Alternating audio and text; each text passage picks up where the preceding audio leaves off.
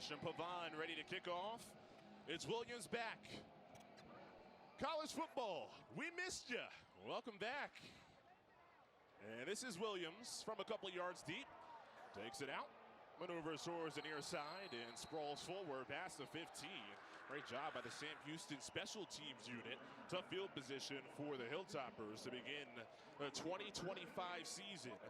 Maverick McIver from Abilene Christian, 3 years there. He lit it up in the FCS ranks with his offensive coordinator, Rick Bowie. Now they are rejoined here in Bowling Green, Kentucky. Yeah, both back together again here in Western Kentucky, and you know the chemistry exists between those two, but the question mark is going to be, A, how quickly can McIver get in rhythm with his wide receivers, and B, only one starter on the offensive line back from last season. Can they protect the quarterback? McIver, his first pass as a Hilltopper, is off to the left side. It's caught on the run by Marvis Parrish, the freshman, who has first down yardage before Jaden Scott makes the tackle. You mentioned it, Turbo, the offensive line. Marshall Jackson returns, all conference caliber, but a lot of new for Western Kentucky. And Marshall Jackson, the leader of this team, a culture setter, big-time football player. On 1st and 10, here's Parrish. Runs right into the leading returning tackler for Sam Houston and C.J. Johnson. Now, Sam Houston, last year they had the best defense in Conference USA, but they are missing their top 16 tacklers from a season ago. It's a whole new look unit. Yeah, 0 starters returning this season for Sam Houston. How will the chemistry and communication form over the course of this football game? On 2nd down, McIver. He has Jairus Mack to the near sideline, but Iman Allen makes the tackle immediately to bring up 3rd down. The thing to look for here with this Western Kentucky offense, you see already some quick passes, some short ones. They want to attack down the field, Chris, but as you start this game and you've got some new wide receivers, it's all about trying to catch that rhythm first. We got some whistles. Ron Hudson is our referee. We had some headset issues right before kickoff.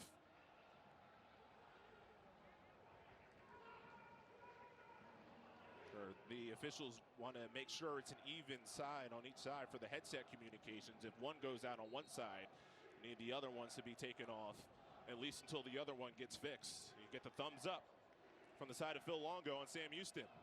All that before a 3rd down and 7. In these key downs, McIver wanting to identify who his favorite target's going to be in these situational moments. Plenty of time to work with. Guns it deep. Down the near sideline. Jump ball. Knocked down. Matthew Henry, the receiver. He got the first hand on it, but it's incomplete. C.J. Brown, the safety, came rotating over to bring up 4th down. A stop and go that time from Matthew Henry. Nice recognition by C.J. Brown, a player who's shown a lot of promise during training camp and earned the starting role for this defense.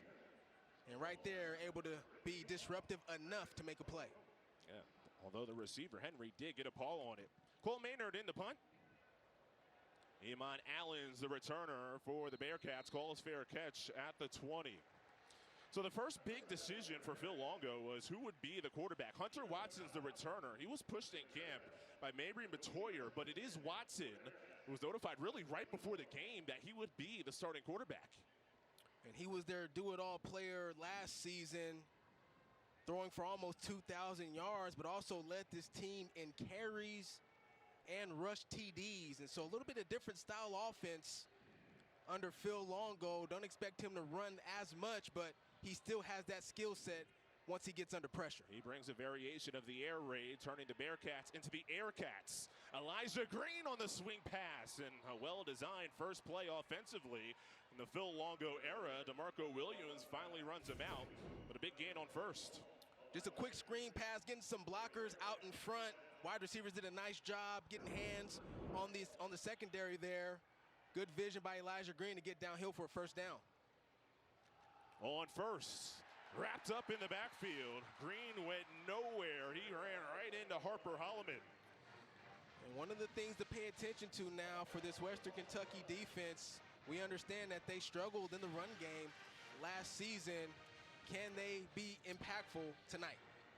See the weapons for Sam Houston, their leading returning receiver, Quavez Humphreys. Second down and 11. Once again, Green tunnels up the middle, gets past the 40, and brings up third down, medium distance. Western Kentucky defensively, their bugaboo last year was stopping the run. They gave up more than 200 yards per game on the ground last year. They brought up some transfers up front to try to help that. We'll see how they fare tonight. Green bobbles, gathers, but taken out. Nasir Ward, the cornerback, read the swing pass and sets up fourth down in about 3. Phil Longo showing some aggressiveness potentially here. I would punt this football if I'm Phil Longo in this situation. It looks like the punt team is now entering the field. He thought about it for a second, though. Yeah, the offense lingered on the field. They'll bring out Curtis Durand, who is the punter, who was signed in April, true freshman from Melbourne, Australia. Katie Hutchinson is the returner for Western Kentucky. So 2 teams came in, Bill, with, hey, these new offenses, high-flying. The defenses for each unit start strong. Fair catch. Hutchinson backpedals right around the 12-yard line.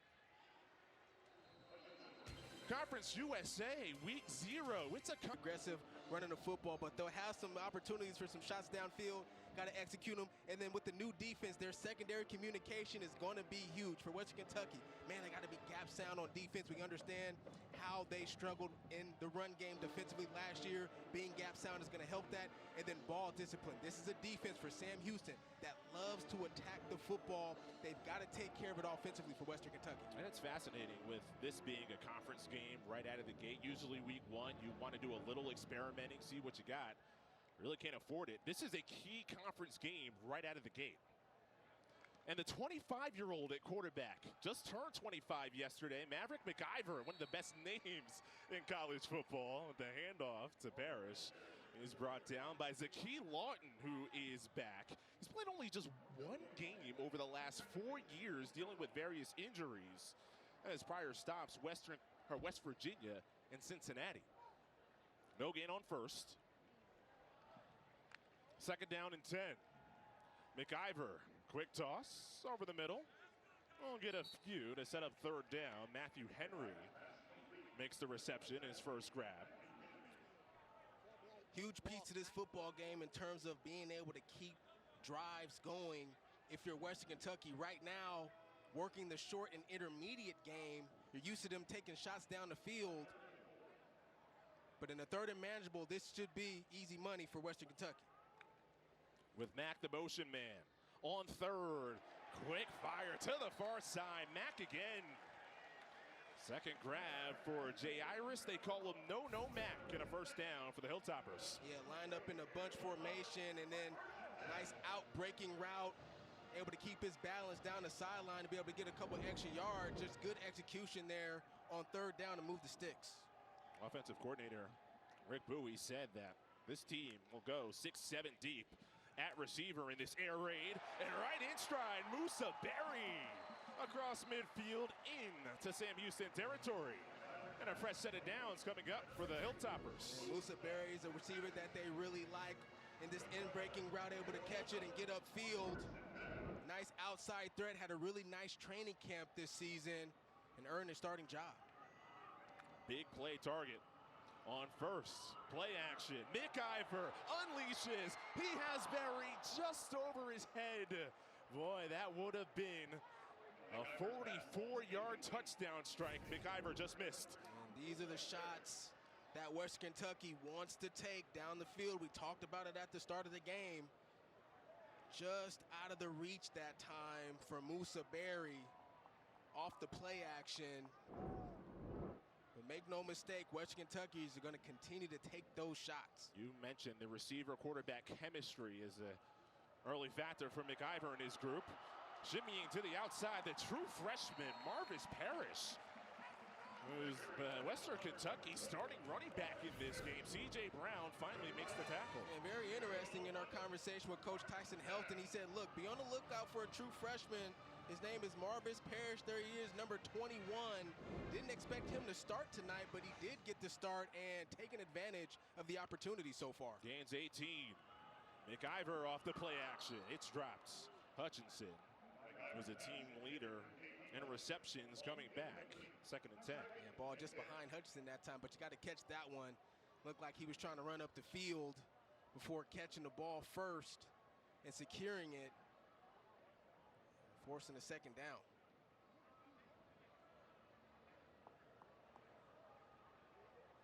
A whole new look Western Kentucky team with just 3 returning starters and over 40 incoming transfers. McIver down the seam off the fingertips of Parrish. That one had a lot of steam on it. Right off the play action again, and McIver throws a laser, and I think Marvis Parrish just not quite ready for that one. When he threw the football, didn't get his head around in time, and that's what led to the drop. 2 drops on this drive. 3rd down and 10. McIver has time. Tries near side. Henry's there. Over the shoulder. Count it. Touchdown. A Maverick McIver masterpiece. And Matthew Henry has Western Kentucky's first score of 2025.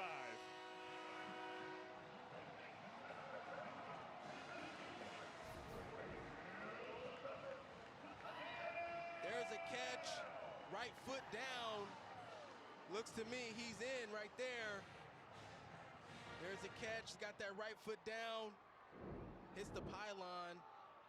You talked about the throw right there, Chris, but maybe even a better catch. Great concentration by Matthew Henry, being able to come down with that football, get a foot down, and get the score. The FCS All-American came over from Western Illinois. Henry's from Miami. What an incredible catch. Welcome to the Hill. John Cannon, new kicker, replacing an excellent kicker, Lucas Carneiro, transfer to Ole Miss. Extra point right through. Western Kentucky with the new Rick Bowie offense. There's offensive coordinator Rick Bowie and new quarterback Maverick McIver. And you can see what those two, the chemistry that they've had, 3 years at Abilene Christian. And McIver threw for 63 touchdowns. And again, Rick Bowie was calling the plays there. This guy who was a grad assistant just 5 years ago for Dana Holgorsen, a rapid rise to being an offensive coordinator and play caller for a team as dynamic and consistent as Western Kentucky. And the interesting thing about that point is, I mean, this Tyson Helton is an offensive coach. This is the first time Coach Rick Bowie has worked under an offensive head coach and talked about the luxury that it has for him to be able to learn from somebody who's been in a bunch of different styles, who's been around coaching for a long time, went into this job with a learning mindset, and his connection with Tyson Helton has really come on strong early. And I think it's led to the early success that we're seeing in this game. Yeah, Rick Bowie couldn't have said nicer things about Tyson Helton, including allowing him to be a dad for Rick Bowie. His daughter was born 6 days before he moved to Western Kentucky to begin his new stint as the OC. The play clock winding down, flag down, delay of game to begin this drive for Sam Houston. Those are some of the mistakes you see in a season opener. Yeah, I mean, we've talked about the newness on the Western Kentucky side, but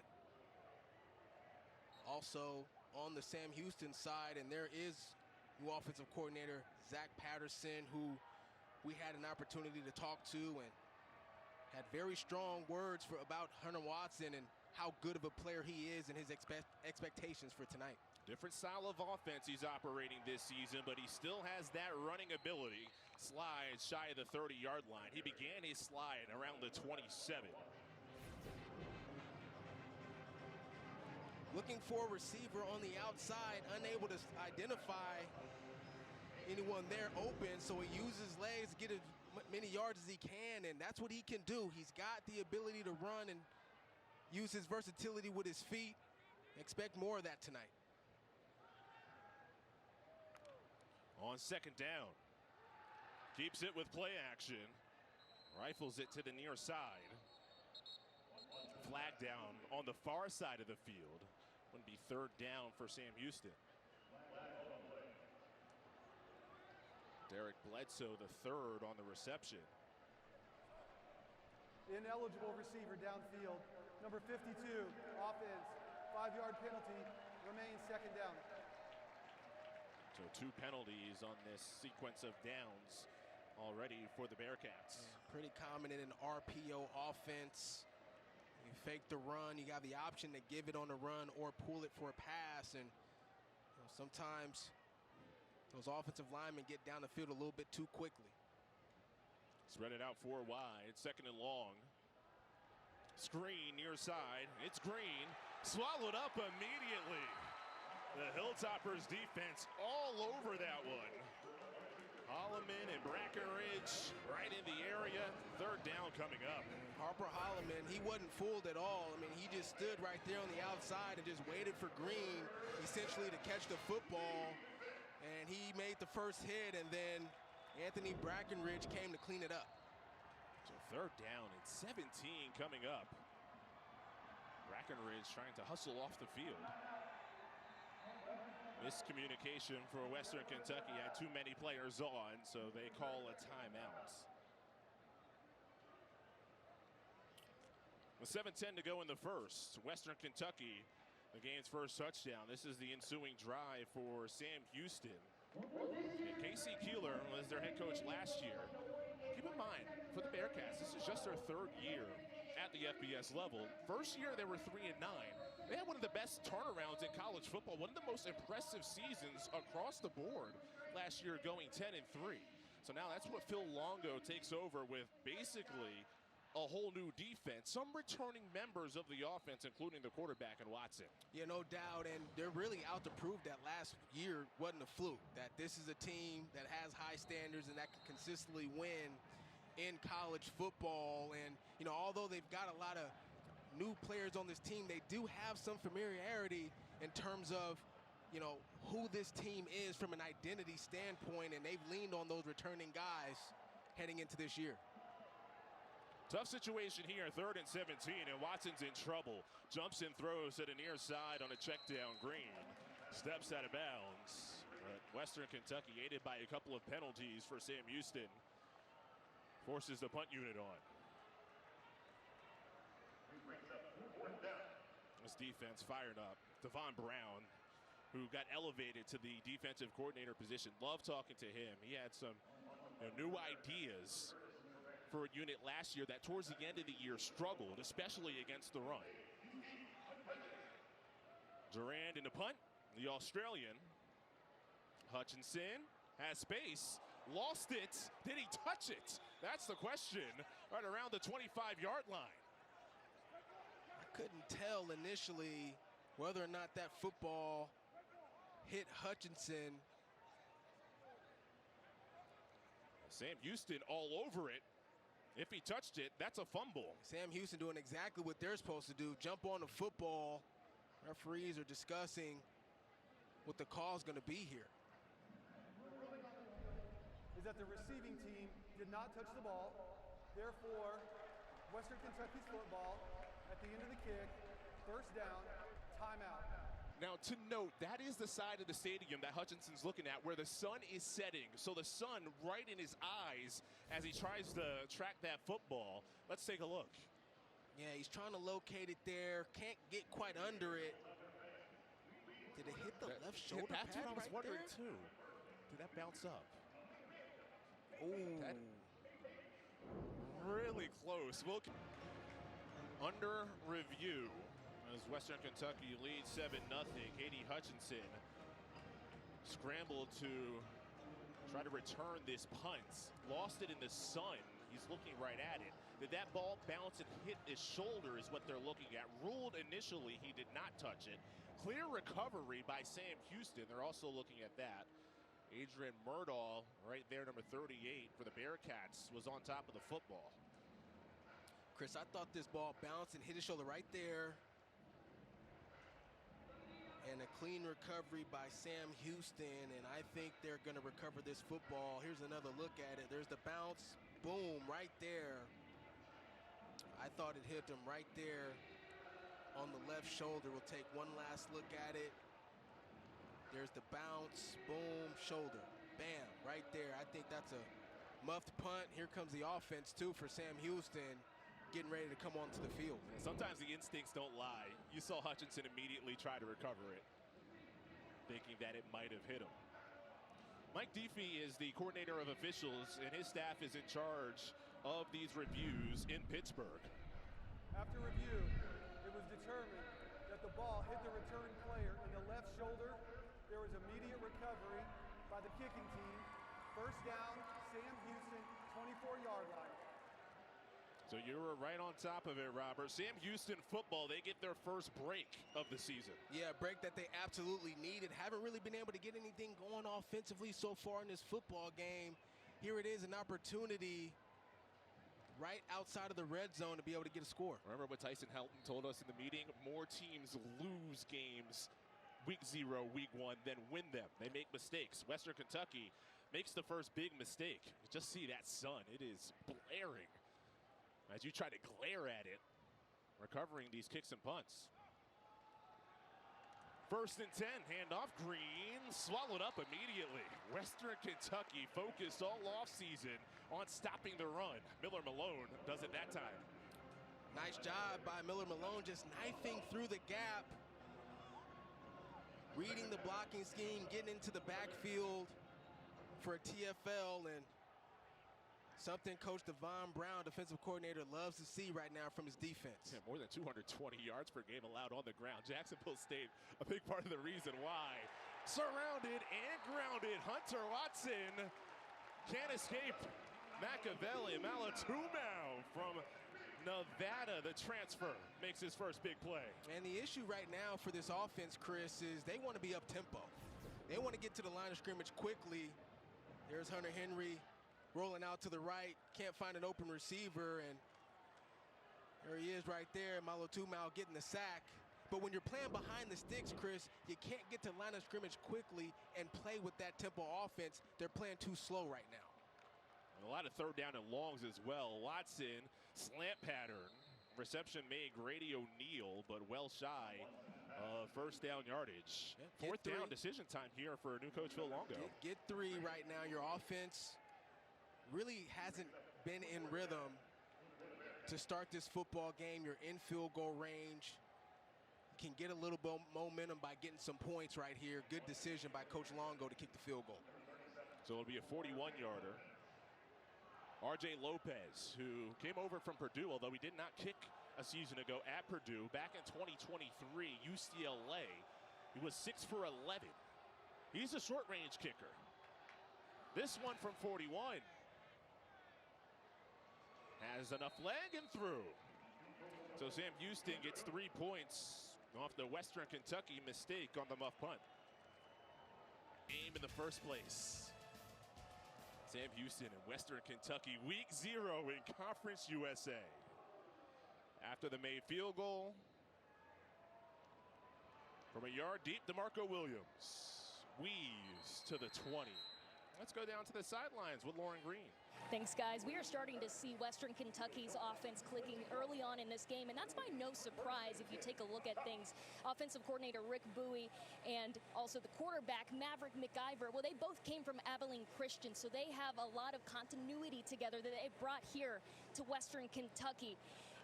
Maverick told me Coach Bowie sped up this transition process since he's been here, and Maverick just take a huge step as a quarterback over the last 2 years. And we're seeing this clicking on the field now, guys. Trying to go back to the playbook, Lauren, that Western Kentucky had so much success with in 2021. A quick pitch to Mack, who gets a couple. But you remember back in 2021, needed a quarterback, needed an offensive coordinator, and what did Tyson Helton do? He went to Houston Baptist, brought over a guy named Bailey Zappi to be the quarterback, and didn't only bring in the quarterback from Houston Baptist, brought in the coordinator, Zach Hitley, and that connection yielded over 60 touchdowns when they were together, 62. It was an impressive year. Even Allen in coverage there on the sidelines. It's 3rd and 8. So, yeah, transfer up with us. Notable recent Western Kentucky quarterbacks. Bailey Zappi, 62 touchdowns at Houston Baptist, coming up and being the contributor and all-conference caliber leader for Western Kentucky. I'm Maverick McIver. I'm looking at that like, man, I got some work to do to catch up to these guys. 3rd down and 8. McIver on the drag route. Barry turns it up the field. Has first down yardage. Slung down right by the sideline. Enough to move the chain. Cecil Powell on the stop. Really nice by McIver. Look at how patient he is as the pocket is collapsing on him. No panic. Able to throw a nice softball there to his wide receiver, and then he's able to get the yak yardage to get the first down. Picked up 13. George Hart said they fake it to him and dish it to the near sideline, and Mack has been the go-to guy in this first half for the Hilltoppers. Well, he's a player that had a really nice training camp. Tyson Helton talked about how impressive he had been over the course of training camp during the fall, and man, he's making some plays tonight. No surprise to the coaching staff. Gains 5 on first down. Pressure look from Sam Houston. Hart wiggles to the far side and loses about a yard. So that Sam Houston defense that was ranked atop Conference USA last year, but a whole new look unit on that side of the ball, brings up a 3rd down and 6. One of the things that this defense for Sam Houston lived off of last season, Chris, was takeaways, and it's a big part of their philosophy as they're trying to get guys off the field here.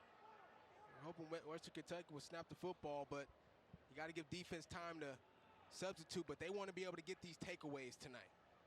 Clean pocket McIver. Contact before the ball arrived, but do not see a flag down. Looking for Cameron Flowers, positioned right past the first down sticks. Tyler Bailey, I should say, was the one to make that initial contact. Yeah, Tyler Bailey was in coverage, and I thought he got there a little early. There he is. Yep.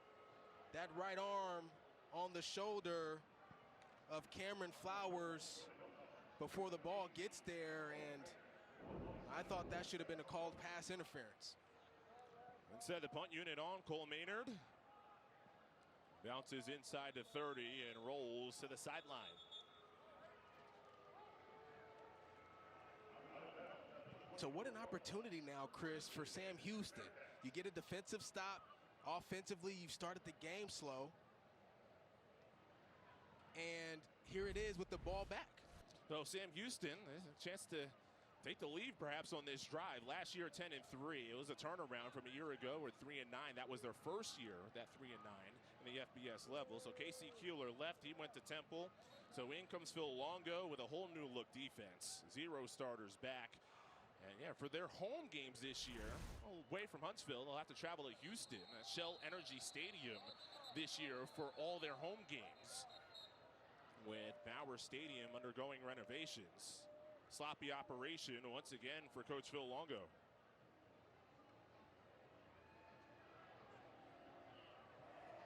False start. Offense. Everyone but the center. 5-yard penalty. First down. These week 0 errors piling up for the Bearcats. Here it is again. Everybody on the same page with the snap count except the center, and this offense starting the drive, moving backwards.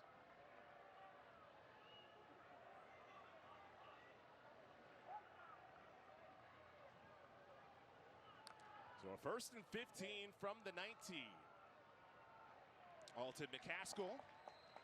Not much space, but moves the pile to gain 4.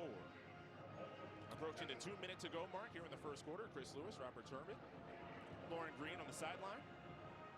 Sam Houston and Western Kentucky here in Conference USA. Fake the swing pass. Wide open player down the seam. Rumbles to the 40-yard line.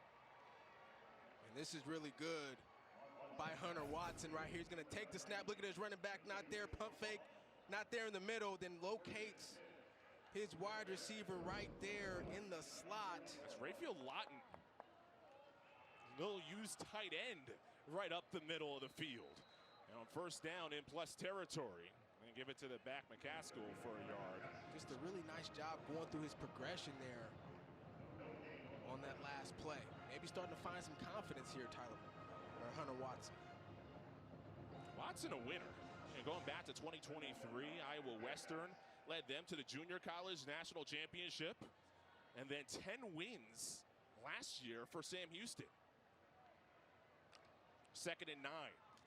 Play fake. Roll out to the right. He has those wheels. Sidearm delivery. Knocked away. And incomplete. Nazir Ward right there in coverage. How about the acceleration by Nazir Ward? Breaking on that football. Looks like he's got an open target going down the sideline. And Nazir Ward just hit the acceleration button. And he's excited to put this team in another 3rd and long situation. Highlights his own work. 3rd down. 9 to go.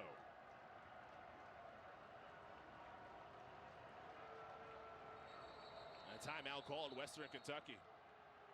2nd time they've had to use a timeout defensively. Western Kentucky, their 2nd of the half. This will be a 30-second timeout. In the 1st quarter.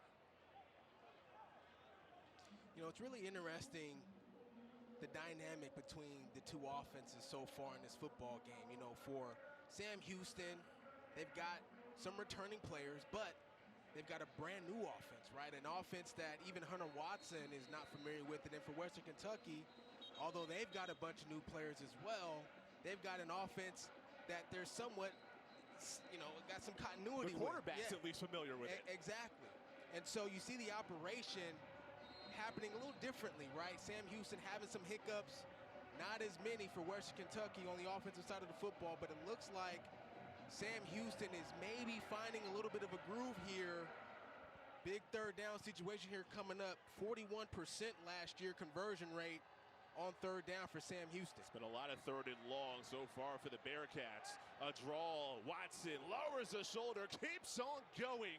And that's what Bearcats fans loved last season. At the quarterback spot, a tough runner. 2nd effort gives him the first. Watch the patience to find the crease and then lowering his shoulder and running over defender. Boom, right there. Keeping his balance to get the extra yardage. That is what you love about Hunter Watson right there. That toughness. Refused to go down before he had enough yardage. From the 30-yard line, 1st and 10. They have to get this play off before the expiration of the 1st quarter clock.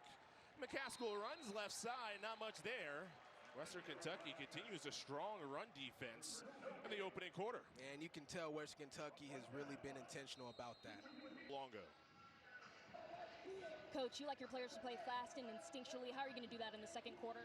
Well, we picked up a little bit. We just have to cut out the missed assignments. We get rid of the MAs, and I like what we're doing. Coach, thank you. Yeah, thank you.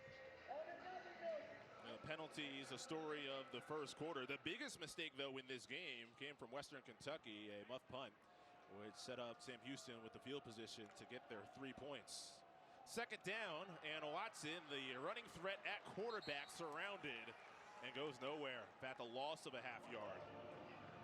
You know, we had a conversation with defensive coordinator Devon Brown for West Kentucky, and we asked him, you know, how do you fix this run game from last season? And, you know, it's really just about the discipline, staying in your gaps and guys executing on assignments, and we're seeing that tonight. 3rd down on the borderline of field goal range for Sam Houston. Watson again creates something out of nothing. To the sideline he goes. He's pushed out of bounds at the 25. Now those few yards do make a difference in terms of field goal range. We'll see how Coach Longo approaches this. And again, I would kick this field goal if I'm Phil Longo. If you've got confidence in your kicker, I understand that your offense has found a little bit of rhythm now into this 2nd quarter.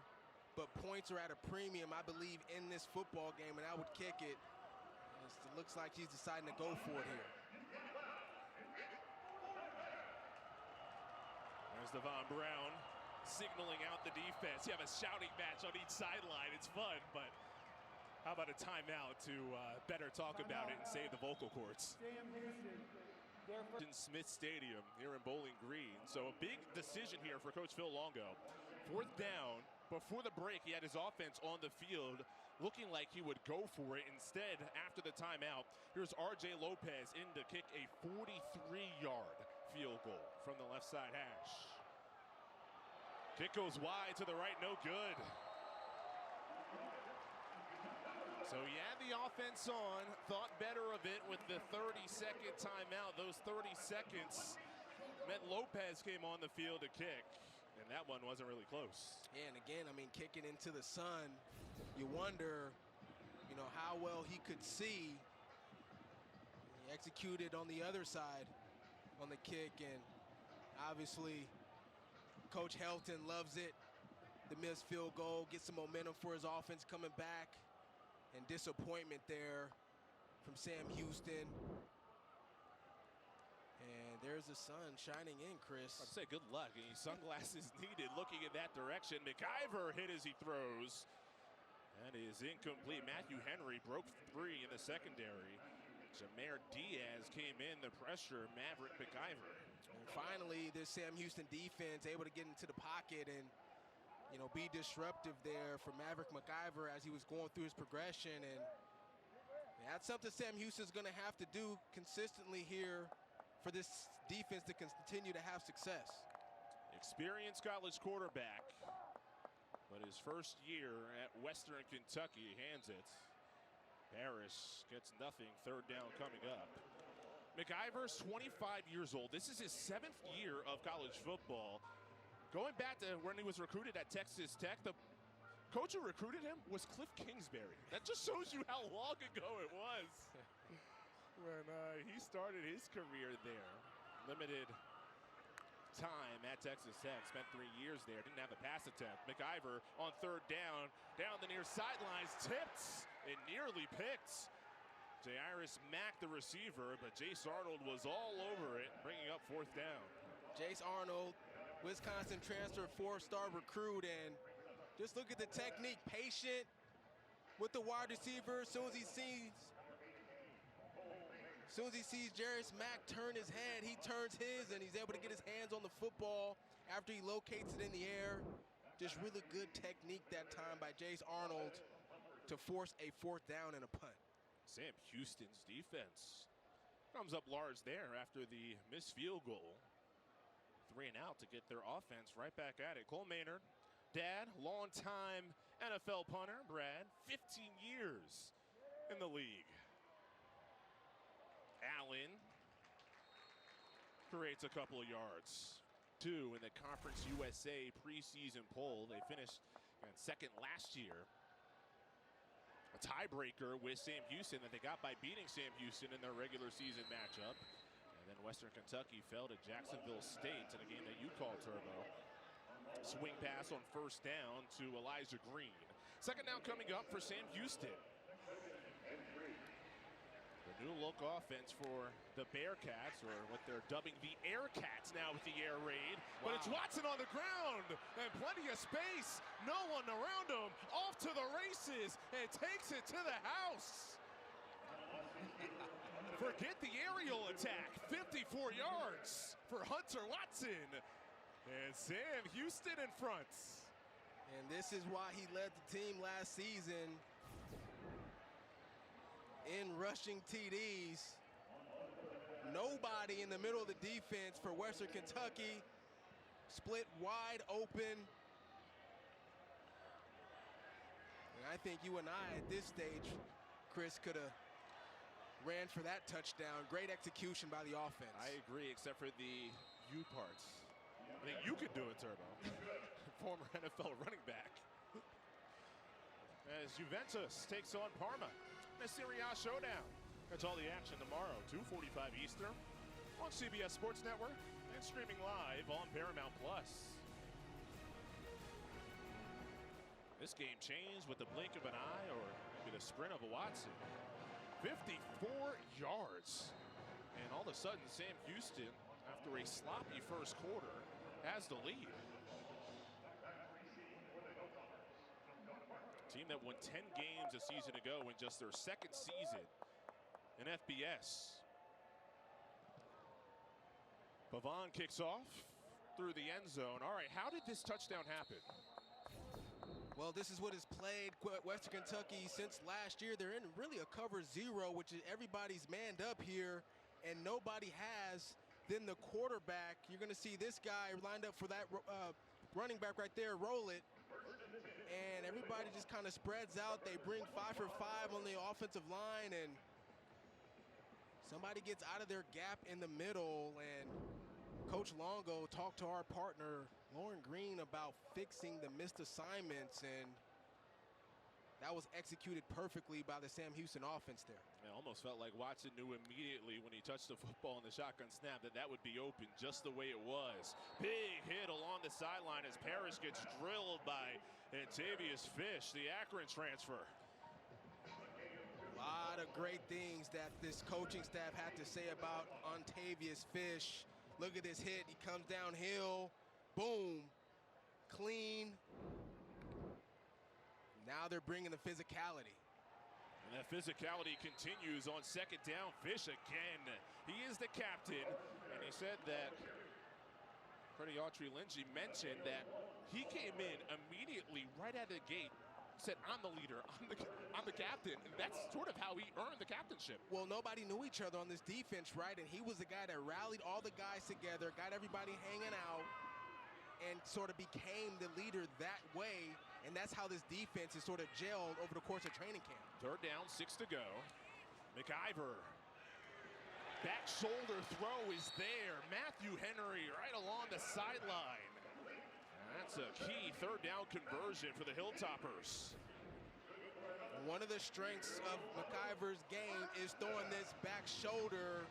Nice concentration that time by Matthew Henry. They love him in one-on-one situations. They take advantage of it there. Third catch for Henry. McIver looked like he was grabbed around the face mask. Indeed he was. A couple of flags come in as he dives ahead. He points his arm forward, signaling first down. He knows exactly where he was grabbed. And getting a little bit of pressure up front, and just that right hand right there. That's number 97, Dylan Frazier. Personal foul, face mask, number 97, defense, 15-yard penalty from the end of the run, automatic first down. And he comes off the field there. Sometimes you're just trying to make a play, and he's trying to get off the block and make the tackle there just a little high, and grabs the face mask and gives Western Kentucky 15 more yards. Both teams like to play with a lot of pace, which means as a defensive lineman, want to get some breaks on the sideline to try to get the rotation in so the line doesn't get tired. 1st and 10. The true freshman, Marvis Parrish, running hard past the 30. Actually spotted at the 31. Alonzo Edwards Jr. on the tackle. It's really interesting how he won this job, Chris. I mean, you're talking about George Hart, who's a 5th-year senior. They got a graduate senior on the roster, another senior in Jaden McGill. And here's the freshman, Marvis Parrish, getting the bulk of the carries tonight. From Valdosta, Georgia, the backyard of Rick Bowie. Play action fake, laser over the middle, too tall for Noah Myers. He had space, but that's the second time we've seen McIver throw a fastball in a situation that might not have needed it. He's got to take a little bit off of that one right there. I know he wants that one back. And I think simultaneously, if Noah Myers is able to get his head around a little bit quicker, he might be able to come down with that football. Once again here, a critical third down.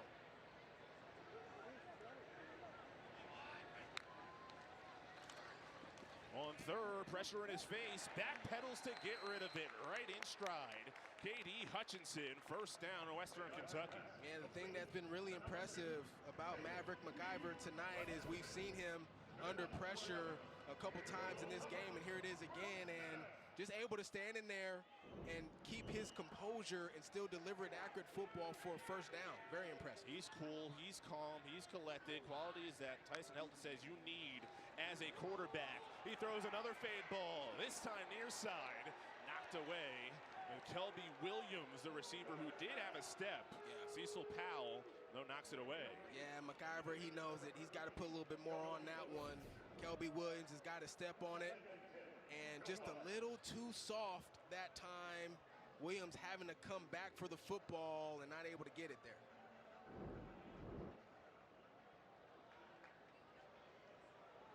Just enough for Powell to make a play. Second down, 10 to go.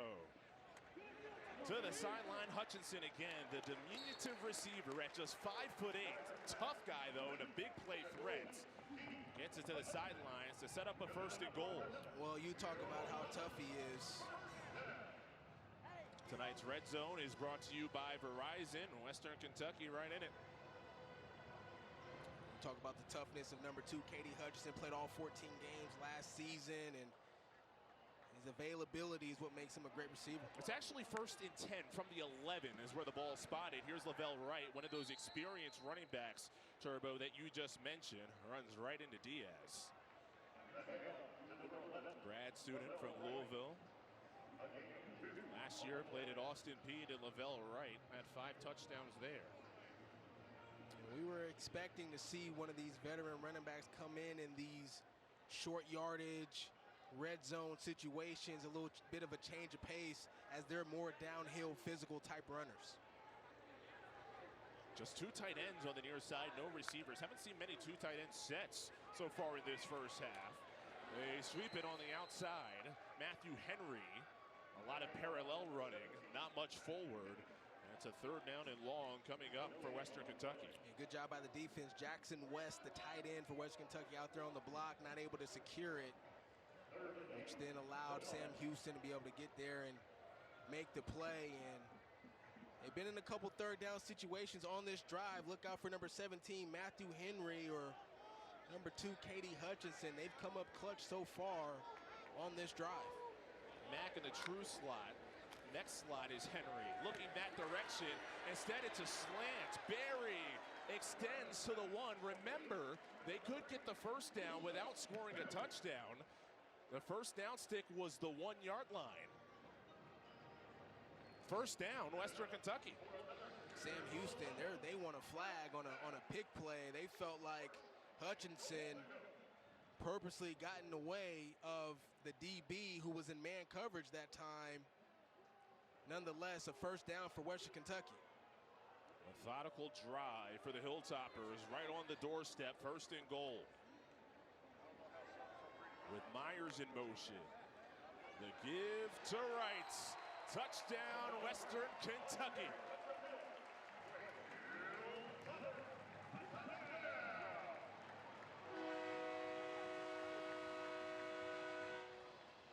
And a really nice answer for Western Kentucky, helped by a penalty there, the face mask that got them the 1st down. But how about Lavelle Wright? Tell you what, running backs, when we get that close to the end zone, man, all we smell are touchdowns, and he's able to get in that time. And he's familiar with this end zone, Lavelle Wright. He went to North Hardin High School nearby. 2 seasons ago, Lavelle Wright was injured at Kentucky, needed a new spot and a new start. Went over to Austin Peay and produced, had 5 touchdowns there. Gets into the end zone in his 1st game with Western Kentucky. And one of the reasons why he came to Western Kentucky, Chris, was he just, he wanted a bigger opportunity. He wanted a bigger stage for his career, as he pursues wanting to play at the next level. So a touchdown pass, McIver to Henry, the Western Kentucky 1st score. And then the 2nd score, a 1-yard touchdown plunge from Wright. Jack Cassidy kicks off for WKU out of the end zone. And a chance to see Hunter Watson again. A dynamic running threat showed us in the last drive. Well, we talked about how this offense is going to be different in terms of him throwing the ball a little bit more, but he is who he is, and when he needs to use his legs, he can be dominant, and we've seen it so far in this football game. He's leading the team in rushing. He got into the end zone on the big touchdown that gave them the lead temporarily. Just expect to see more of it tonight. There it is, 71 passing yards, 72 on the ground, and I mentioned it at the start of the game, Chris. He's the total package and can do it all at quarterback. First player in Sam Houston history last year to have 3 100-yard games as a quarterback on the ground. Keeps the ball here, plenty of time. Creates himself, zips to the near side on a line. Quavez Humphreys right by the sideline. Offensive line gave him some really good time in the pocket there. Wanted to go deep left, was patient, came back right, found a target for a good gain on first down. They give him 9. 2nd and 1. Quick delivery, dropped. So Humphreys can't follow it up with another catch, and a 3rd down and 1 upcoming. Well, Quavez Humphreys just lost concentration and focus there. Knew he had a little bit of space. Tried to turn up before catching the football, and in this 3rd down situation, I expect the ball to be in Hunter Watson's hands on a run. Traditional set, 3 receivers, 1 tight end, 1 running back. McCaskill is the back. He needed the 35, and he didn't get there. So they got 9 yards on first down, but now have a decision to make on 4th. And this is why the track is so important for a running back. Thought he got a little bit wide that time, and had he been tighter to that guard right there, there was a little bit of a crease. He would have gotten that first down. Saw a great tackle there by Jaden Hardy. The last couple of years at Grambling, was a star in the Bayou Classic in New Orleans. 4th down, 1 to go. Watson is a threat to run, despite it being an empty set. I don't agree with this call. He will run it, and he's pushed back, doesn't get there. Western Kentucky, it's a new year. The run defense is strong when they need it. Jalen Wester makes a play, and Western Kentucky takes over in great field position. The issue with this play, a couple things. Number one, Sam Houston is trying to spread the defense out for Western Kentucky by alignment. Well, Western Kentucky still has 2 players, 2 linebackers in the box along with their offensive linemen, so they're outnumbered. And then look at how happy Tyson Helton is right there on that 4th down stop. And then the run was designed to go outside. They were trying to stretch it out there, the defense, and they're hyped up on the sideline. Wester is a talker, man. His brother LeJontay Wester, might be familiar with him at Colorado, and got picked up by the Ravens. Right down the seam, deflected away. What an extension by Tyler Bailey with his fingertips to knock away what could have been a touchdown to Matthew Henry. You want to talk about the game being a game of inches, and just the fingertips of Tyler Bailey getting up with that left paw, boom, and knocking that football away. Had he not been there, that's a touchdown. Full extension. Prosper, Texas, his hometown. What a play.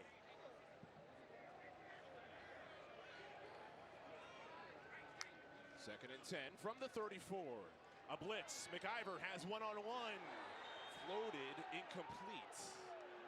Tried to get Henry. Thought there was a lot of contact there. You hear the grumbles from the crowd. Alonzo Edwards right there for Sam Houston. And Tyson Helton wanted a flag. I thought this was just good back and forth physical play by both. There's a little bit of a grab there at the end, but I don't think that impacted his ability to catch the football. Oh, you know she waited 229 days for college football to be back. Didn't like that call at all. 3rd down and 10. Right.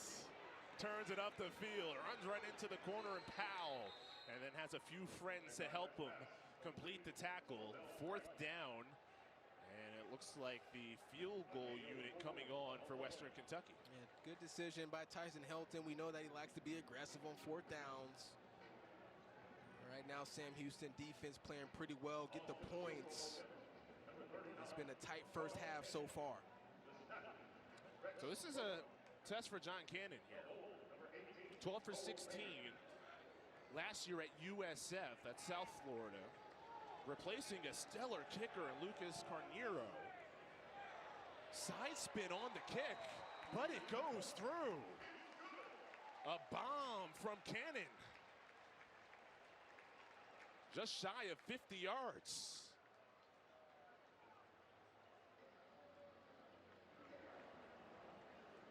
That is a great name for a kicker. We have a lot of great names in this game. Maverick McIver, quarterback. Got Cannon as a kicker. Hunter Watson's a great name as well.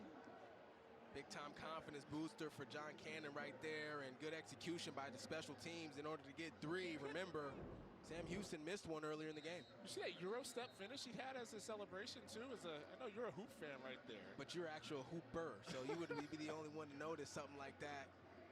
Well, this is a basketball crew, too, because Lauren Green's on the sideline. She's the sideline reporter for the Utah Jazz. Yeah, no doubt, no doubt. There's Tyson Helton, excited about getting those 3 points. And all fans here, big basketball fans, as we know. We can find a way to relate it to any sport, right? Well, Sam Houston, as we wind down here in the first half, they've been a little bit up and down offensively, right, Chris? They've been able to execute on some explosive plays and then find some standstills there offensively. Let's see when they get this ball back here, how they're able to answer. Well, Jack Cassidy will kick off. He's from Northern Ireland. This is his first football game. Gets it through the end zone for the touchback. Coming up on the Verizon Halftime Report, Adam Zucker, Aaron Taylor, Rick Neuheisel, Brian Jones will have highlights of the day's early action, including what a game, Farmageddon. Speaking of Ireland, Iowa State, Kansas State. It was a great game. Big 12 conference game to begin it, just like a conference game here. That's all coming up on the Verizon Halftime Report. So this is a Conference USA head-to-head in week 0. There's the preseason poll. Liberty, you read around, they're the consensus favorite, but outside of that, good luck predicting. All those teams right behind really have a reason to believe they can contend this year. Elijah Green gets about 1 on first. Brackenridge on the tackle. Of course, Conference USA this year, Turbo, adding a couple of teams new to FBS, Missouri State and Delaware. Yeah, no doubt, and they're excited to be a part of this conference. Liberty has shown the consistency similar to West Kentucky, and that's why you see those top 2 teams, those 2 teams at the top. Those total yards, just a mammoth gap. A one-man show so far for Watson on 2nd and 9 with 4 receivers. Chooses the one on the slot on the far side. That's Avion Smith-Mack. Spent 2 years at LIU. Ali on the tackle. Here it is, a 3rd down situation, and so far for Sam Houston offensively, it's really been all Hunter Watson. That one big play by Rayfield Lofton, the tight end number 19. Who's going to be able to come up and make big plays outside of the quarterback here for Sam Houston? If Western Kentucky can get a stop here, they'll have time on the backside here for a drive of their own, but instead it's Watson with a flag down in the area of holding. Watson picks up the first with his legs, but this could be coming back. These were the ones that really hurt right here. Holding. Number 60, offense. 10-yard penalty. Remains 3rd down.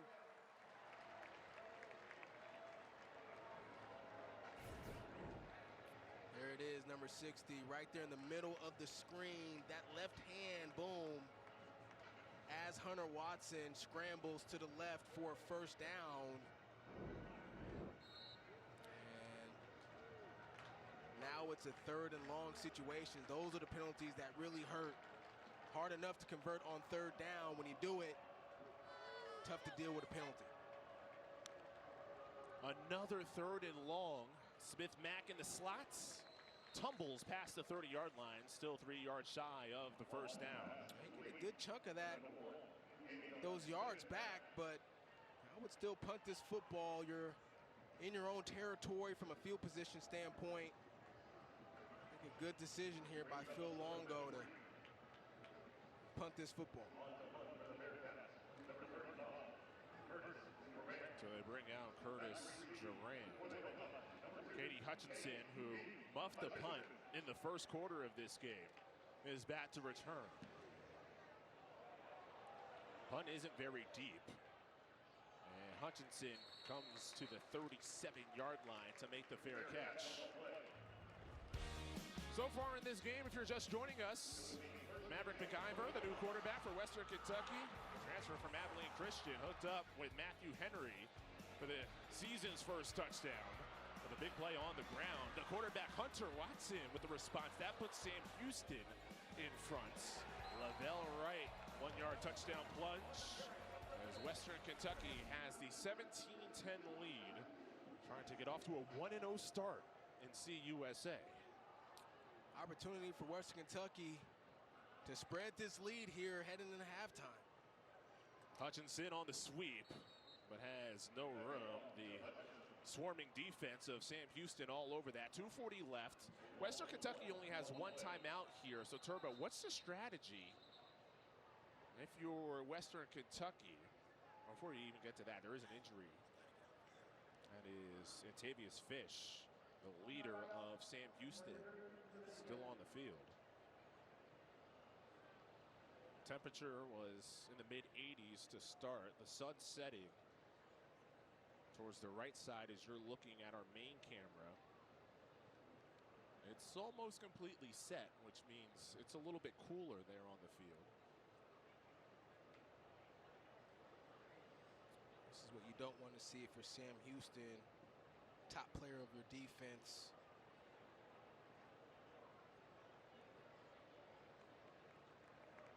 Hoping he's able to come back into this football game. Or stretching him out. Can't put much weight there on his right leg. Boy, this staff, Freddie Autry Lindsay, Phil Longer, they both talked a lot about Antavius Fish. How he came on as a transfer from Akron. A lot of production there the last 3 years, 180 tackles. But it came to a new situation and almost from the jump established himself as the leader. See if Tokyo Gordon is the Sam Houston player behind him on the depth chart. He's in. This is Marvis Parrish, the true freshman on the ground, to the 44-yard line. And that could take us to our 2-minute timeout. If I'm Western Kentucky, take it to the 2-minute timeout. You want to get the perfect play here on 3rd down. And then you can start your 2-minute drive if you're able to convert. Tyson Elton's like, wait, why is the clock still moving? There's supposed to be a stoppage. It's just the second year of the 2-minute timeout in college football. So they'll put 2 minutes back on there. Their own 44. This is right off the 2-minute timeout. Sam Houston still has 2 timeouts left. So Western Kentucky, incomplete pass. You give Sam Houston the ball with a chance to respond with their 2 timeouts. Yeah, but if you're Western Kentucky, you have the opportunity to execute on a 2-minute drive here before the half. I think you throw this football and you stay aggressive here and get into your 2-minute offense if you're able to convert. Tight end Myers in the slot. McIver looks that way, fakes it to him. Pitter patters, cuts it up, lowers the shoulder. He put his head down to hunt for the first down, and he got it.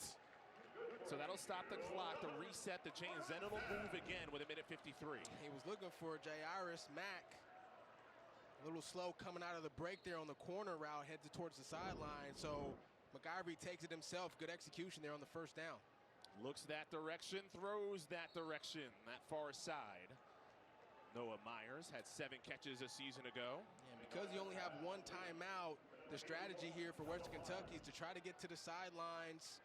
There's a sideline throw there and get out of bounds. Unable to do it that time for Noah Myers. So the clock keeps moving. And Western Kentucky with only 1 timeout. Mav McIver hustles to the sideline. That time he makes sure he gets out of bounds with 1:20. Yeah, 3rd down coming up. Yeah, you see it again. He's targeting his running back who's running a flat route there towards the sideline. He's covered, so he takes it himself. Keep in mind, Sam Houston was going to go for it on 4th down. Western Kentucky burns a timeout. Sam Houston changes their mind then to kick the field goal, a timeout that they could have had back in their back pocket for Western Kentucky had they not used it.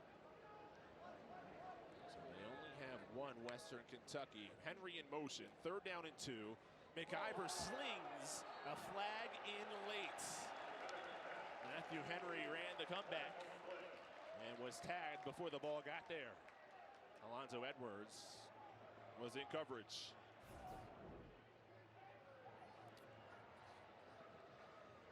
Alonzo Edwards just a little antsy on coverage that time. Got there a little early. Pass interference, number 0, defense. Ball will be placed at the spot of the foul, automatic 1st down. And, you know, here it is again, a penalty keeping the drive moving for Western Kentucky. 6 for 40. You can see right there, Western Kentucky still without a penalty. Haven't used a timeout yet on this drive in plus territory. Maverick McIver, check down. Finds that running back Hart to the sideline, scampers, and gets out of bounds. So this is just well done for Coach Helton's team. A lot of plays to the sidelines and usually getting out of bounds. Yeah, Tyson Helton, not known for being a conservative coach. This offense trying to attack this defense, but being smart at the same time, going towards the sideline on these plays. So the offense can catch a breath, reset, and not have to worry about the clock. 2nd and 6. McIver finds Henry again on the comeback route. He has the first down, so that's enough to stop the clock with 1:03 until they reset the chains with the timing rules inside of 2 minutes. Henry looking a bit beat up. He's been busy. That's his 4th catch. I thought initially he would stop short there, but a nice fight by Henry to be able to get that first down, keep the chains moving, and stop the clock temporarily. They gave him the forward progress. Approaching 50 seconds left in the first half. McIver looks left, now back right, and over the middle, nearly intercepted. Henry was the target. Jaden Scott came across the field in a collision with Henry still down. Banged up on the play before. You said it, Chris, and he's showing the toughness going across the middle the very next play into the end zone. And he doesn't even try to make an attempt to catch this football. Really, he went on the defense to try to prevent the interception and put his shoulder into it, and both players a little shaken up. And Jaden Scott, who delivered the hit, has to be assisted to the sideline. The concern in the end zone is for Matthew Henry.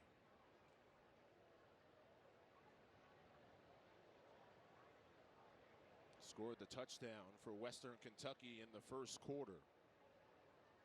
The FCS All-American a season ago at Western Illinois. One of the outside threats and the new offense for offensive coordinator Rick Bowie. And in the 10 is Jaden Scott.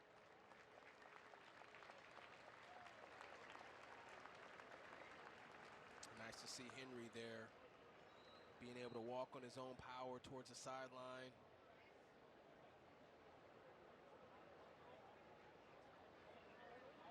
Two players running to the football.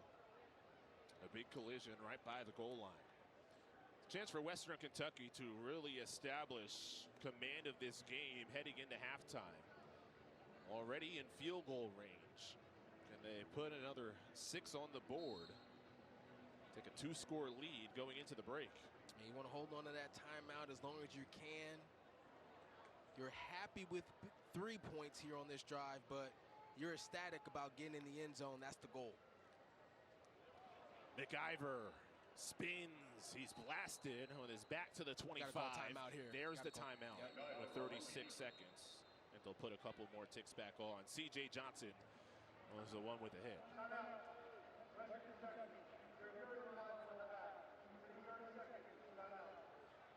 So was that really worth it if you're McIver there? Decision, you get only about 3-4 yards on the scramble, but you have to use your last time out in the process. That looked like a design run, actually, to me, Chris, and I really don't like that call in that situation. I think you should keep the ball in the air, and if you do have to scramble, you want to scramble towards the sideline or throw the football away to stop the clock, but that looked like a design run. Good job by the Sam Houston defense to make that stop, forcing then Western Kentucky to use a timeout. Now everything has to be towards the sideline.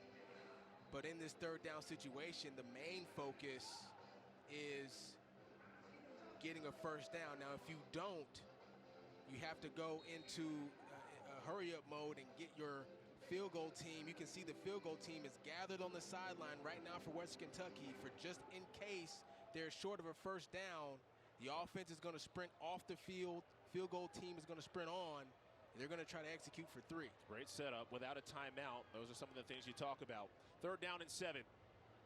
Number 7, McIver. Receiver slipped and fell. There was contact and a penalty marker in. Jairus Mack was the receiver who slipped or maybe tripped. I don't know about that one. He had Quincy Burrows coming open over the middle, and he's trying to break back outside. He runs into the corner to me. I thought right there, Cecil Powell, who's called for the penalty, was standing his ground. There is no foul for defensive pass interference. 4th down. Robert Turbin on top of that. They pick it up. Yeah, I thought the receiver there, Jairus Mack, out-breaking route towards the sideline, and Cecil Powell in coverage. He's just standing his ground. He's just standing there. I thought a good no call by the referees. So Turbo and the refs on the same page, at least for now. We'll see if that continues as your games go on. Doesn't happen often. Season, right. 42-yarder coming up for John Cannon. Hit from 49 earlier on in this half and right through from 42. With 24 ticks to go in the first half. Western Kentucky up 10. Cannon's got that side spin down pat on his field goal. For Sam Houston here, man, you get a good return, you got a chance. We'll see if Western Kentucky decides to kick it deep. If I'm Western Kentucky, I would squib kick this football, which basically means you're going to kick a ground ball on this kickoff for Sam Houston. Hopefully to struggle to recover it, but it really gets their blocking scheme out of sorts when you kick a squib kick.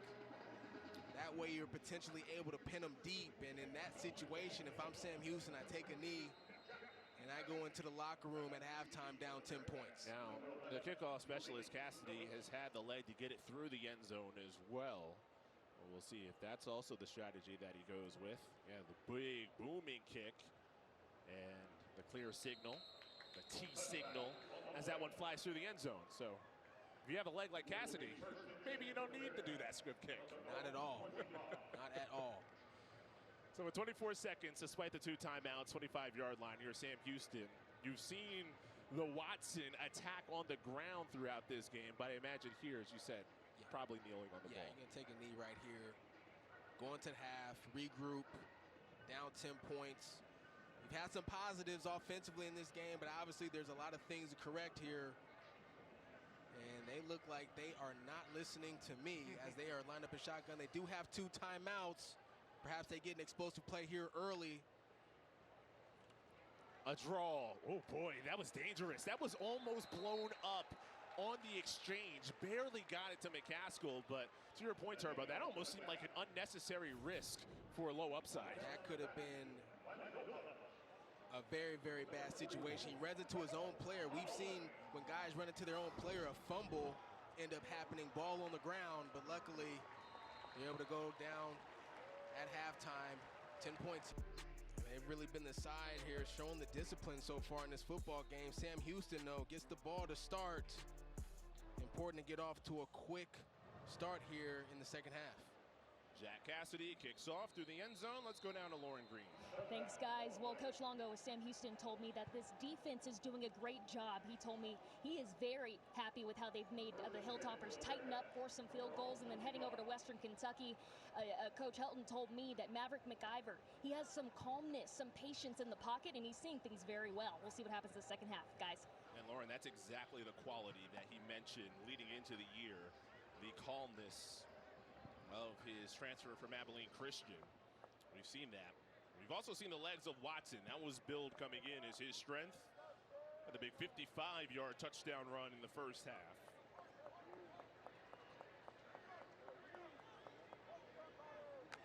To start the second, Alton McCaskill runs through a couple of tackles, tough to bring down. Finally slung down by Jalen Lewis. So this is the area of the game that I'd like to see Sam Houston improve on here in the second half. Running backs didn't really get off as far as production in the first half. It was all Hunter Watson. If these running backs can get going, I believe Sam Houston can get back in this football game. It is the air raid offense, but they want to be able to run the ball like this. McCaskill navigates near side. Does he have the strides? Not quite, but still a huge chunk on the ground. Ali on the tackle. Big game for Sam Houston. It's first and goal. Didn't see a lot of Alton McCaskill in the first half. It was all Elijah Green, number 21, 2 big runs for number 22 there, Alton McCaskill, and Sam Houston's going to be riding a hot hand at running back. 52-yard pickup. Watson outside the pocket, batted down. Harper Holloman got his paw on it. Couple good runs, and then you try to get back on a play-action pass, hoping to get somebody open down the field. Tonight's Red Zone brought to you by Verizon. Sam Houston inside the 20-yard line. Last year, pretty middle of the pack when it came to red zone efficiency. Hunter Watson was leading the way last year. Has 4 receivers, 3 to the far side. Second and goal. Looks to the direction of the running back, McCaskill. Instead, Watson keeps it himself. Turns it up the field, gets hit hard by the sideline, and you're all over it, Turbo. Late hit, even though you have Brackenridge celebrating. That hit when he was a half step out of bounds. And he still doesn't know. Penalty every time. He doesn't know he's been flagged still. They're dapping each other up. That's a late hit. He's clearly out of bounds, Hunter Watson. And boom. Personal foul. Unnecessary roughness. Late hit out of bounds. Defense, number 3. Ball will be placed. Penalty is enforced. Half the distance from the end of the run. Automatic first down. Sometimes it's difficult to be able to ease up on those sideline plays. They end up being bang, bang, Chris, but I thought that time Hunter Watson clearly out of bounds. He's showing the toughness to get back into the huddle, but I'd like to see Sam Houston give the ball back to McCaskill here. I mean, he started off the drive with 2 big runs. You've gone away from him. Feed him. Let him finish this drive for you. Speaking of toughness, Eric Winning, our camera operator down there, took a big hit as well. Under center on first and goal. Here's McCaskill, blasts his way through. Alton McCaskill, touchdown Sam Houston.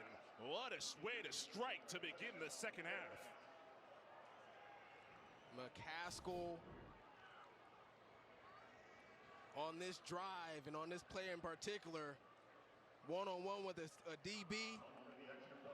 You got to win that every time, and McCaskill, you can tell he's hungry here in this second half after not getting many opportunities there in the first, out to prove that he can be the guy.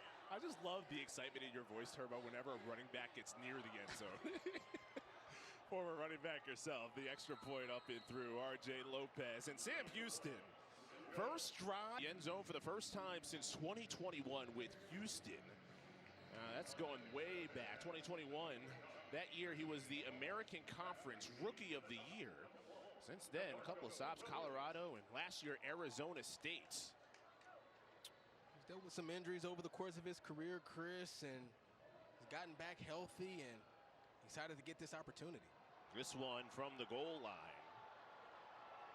Past the 25 goes Williams, and the best return of the night so far for Western Kentucky. So decent field position, as you can see, their first half possessions. That first quarter touchdown with the Henry score, and on the ground for their second touchdown, that was Lavelle Wright. And I think for Western Kentucky, similar to Sam Houston, I mean, Hunter Watson's been able to get going on the ground, and finally a running back there, McCaskill, but this run game for Western Kentucky hasn't really been explosive either. If they can get their ground game going, I think that opens up their passing game. Swing pass, Parrish. Dances, slithers to the 41. Marvis Parrish, surprising start. He came in as a highly touted player from Lowndes High School in Valdosta, Georgia. Rick Bowie's backyard. He used to be the offensive coordinator at Valdosta State. Again, Parrish gets his paws on it. Gets past the 45, has the first down, written out of bounds. A lot of traffic there by the sideline. Everything looks clean and a fresh set of downs for the Hilltoppers. Maverick McIver starting the second half similar to how he started the first one. Patient in the pocket, taking his check down, taking an easy throw, letting his receivers do the work. Well, not much work to be done on that swing pass. Henry caught it, but had Edwards Jr. right in his way. And these are just rhythm throws, right? From McIver, get the ball out quickly. Then we get a good feel for the defense. And then eventually, with this Western Kentucky offense, how they like to operate, he'll take some shots downfield. And he's playing McIver the day after his 25th birthday. A veteran at quarterback on the drag route. Barry's tagged immediately. The ball's out. And Sam Houston has it. No whistle. And scooting to the end zone, Jamar Diaz.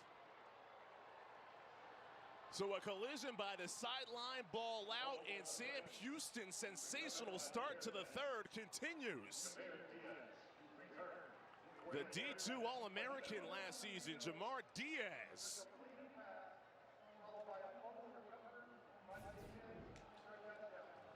And this is a fumble. You're talking about a defense that had 27 takeaways last season, tied for 6th nationally. And that is a clean hit, scoop, and score by Jamar Diaz. And the first takeaway of the game. This is what this defense, this is the staple of what this defense has been all about. I remember what defensive coordinator Freddie Autry-Lindsey told us in our meeting yesterday. Yeah, he has the loot. The heist is what they call the turnover forcing plays for the Bearcats. Here it is again.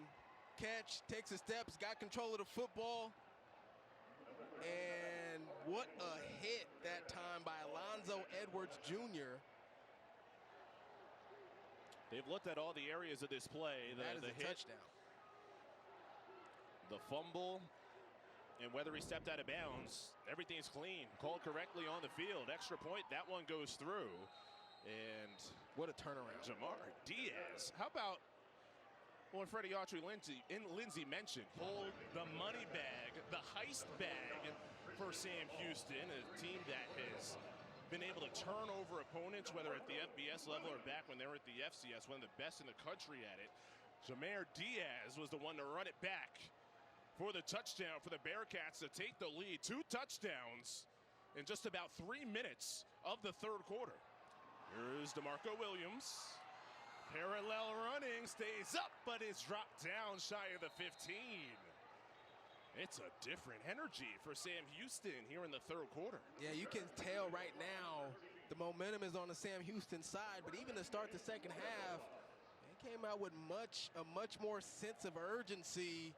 The offense got it going.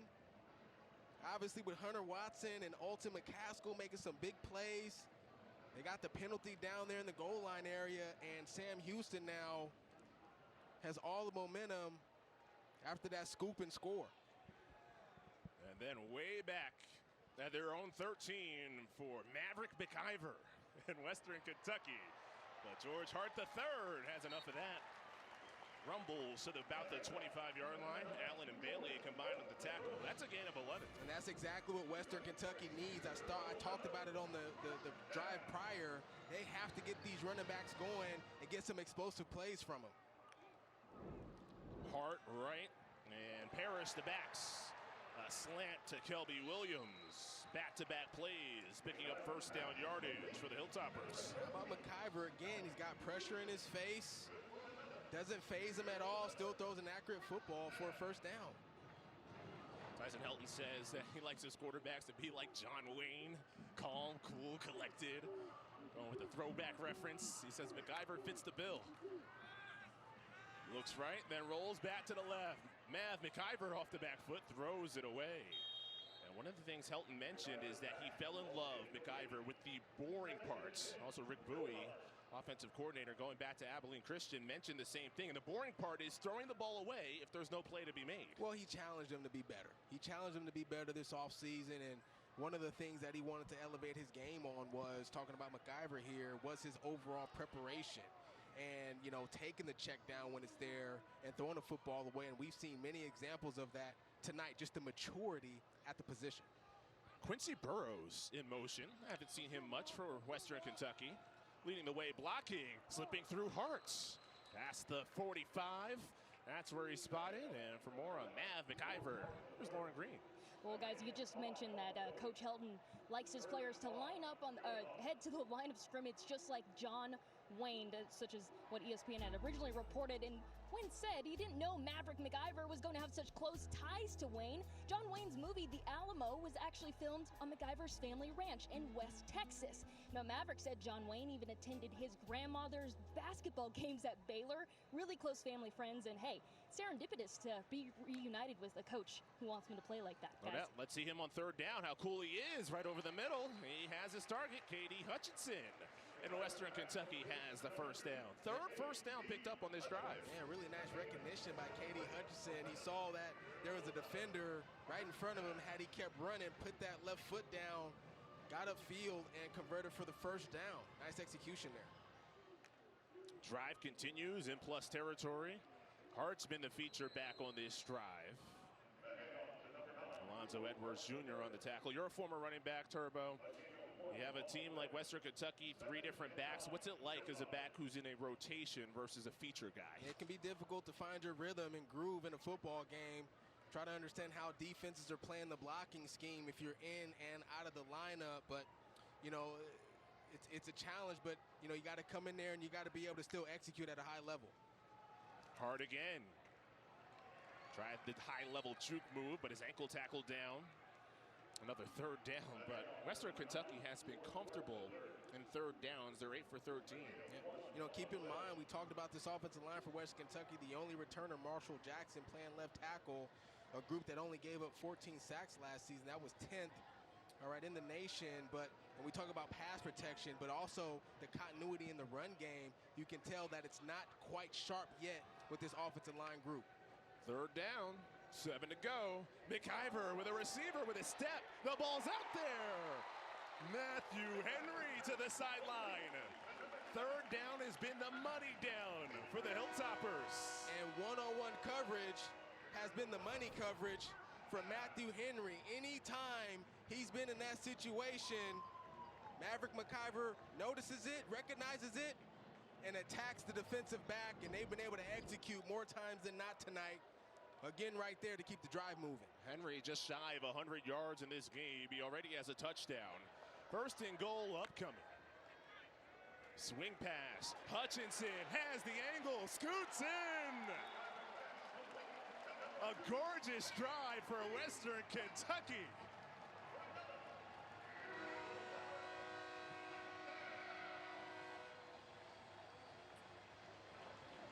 That's one heck of an answer from Western Kentucky on this drive. Let's make sure he got into the end zone. There's the race to the pylon, and absolutely very clear that Hutchinson is able to get in for that touchdown. And what an answer by Tyson Helton, Rick Bowie, and this offense curating the drive. Extra point through. Western Kentucky reclaims the lead. Be a good team and a force to be reckoned with this season, but I don't know, man. I think history may repeat itself for Penn State. They're going to have every opportunity to prove all of us wrong. Also should mention it's the beginning of the final season. Gary Danielson in the booth with us at CBS. So can't wait for him to kick off his final season, and we'll be listening and watching along the way. No doubt. So Sam Houston, it's their turn. This has turned into a bit of a tennis match so far in this third quarter. Back and forth, volleying, and it's time for Hunter Watson. See the total yards difference, and most of those total yards for Sam Houston have come from their quarterback. And the important thing for Sam Houston is not to get caught up into that shootout hype stuff. The ground game is what got you going in the last drive. Get back to it here with McCaskill. Watson looks middle, throws middle. He has Austin Smith, one of the tight ends, a second-year member of Sam Houston. Spotted at the 36, enough for the first down. Meanwhile, Ali, boy, is he in pain.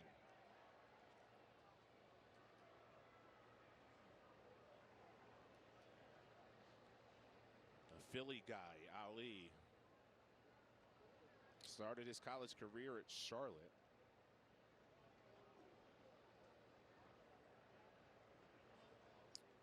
You know, Coach talked about him. Defensive coordinator Devon Brown said he's the most respected player on this football team. When he speaks, I mean, and when he speaks, everybody listens. Let's take a look at it here. He's coming to make a routine tackle and just comes up a little uncomfortable there. There was the hit. And obviously in some discomfort there as he goes to the sideline. The way Devon Brown described Ali, like a 22-year-old going on 40. That's right. How mature he is. Yeah.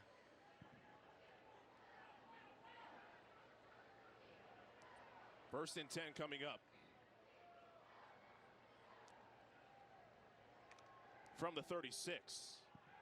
Extended mesh point play action. So roll out for Watson. Scoots out of bounds right around the 40. It's a gain of 4. Positive play on the ground for the Bearcats. Hunter Watson in the pocket, and look at this coverage by the defense. Man-to-man right there, step for step. Hunter Watson not able to find anybody down the field and picks up some good yardage on his own. Second down against the 4-man front. A run with McCaskill. The big gain on the ground on the first drive of the third quarter for Sam Houston. Gets cut down there. Robbie Harrison, and Jalen Lewis, the two there. And a critical third down here as they try to answer the touchdown. I think this ball has to be in Hunter Watson's hands. Give him the option to throw or run here. False start. Avion Smith-Mack left early. You can't do that at the Kentucky Derby or in Western Kentucky.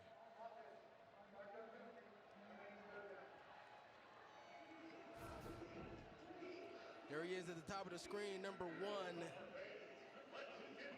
Avion Smith-Mack. Even before the snap and pushing this team now back 5 yards. I still think the same here. Hunter Watson, give him the option here to throw or run this football.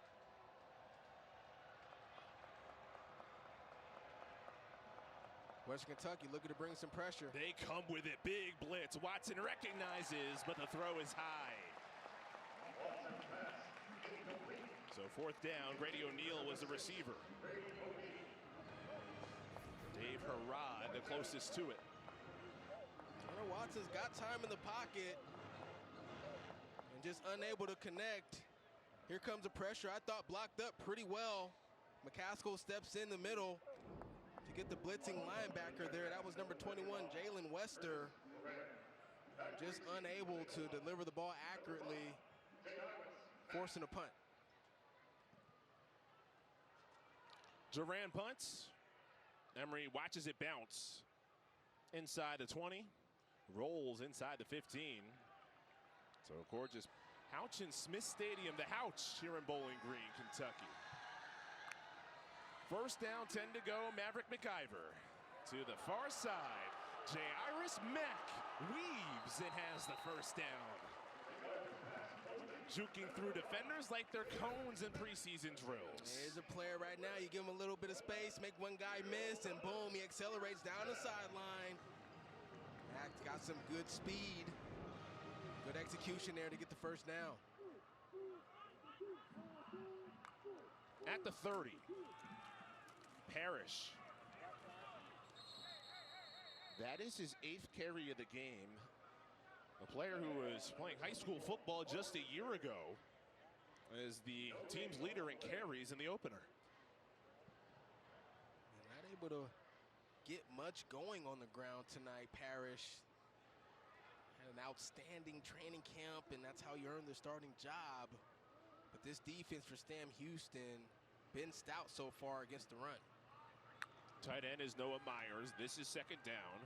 McIver sets the feet, guns it deep. Receiver with a step. Berry brings it in. Penalty marker down. Musa Berry mosses the defense.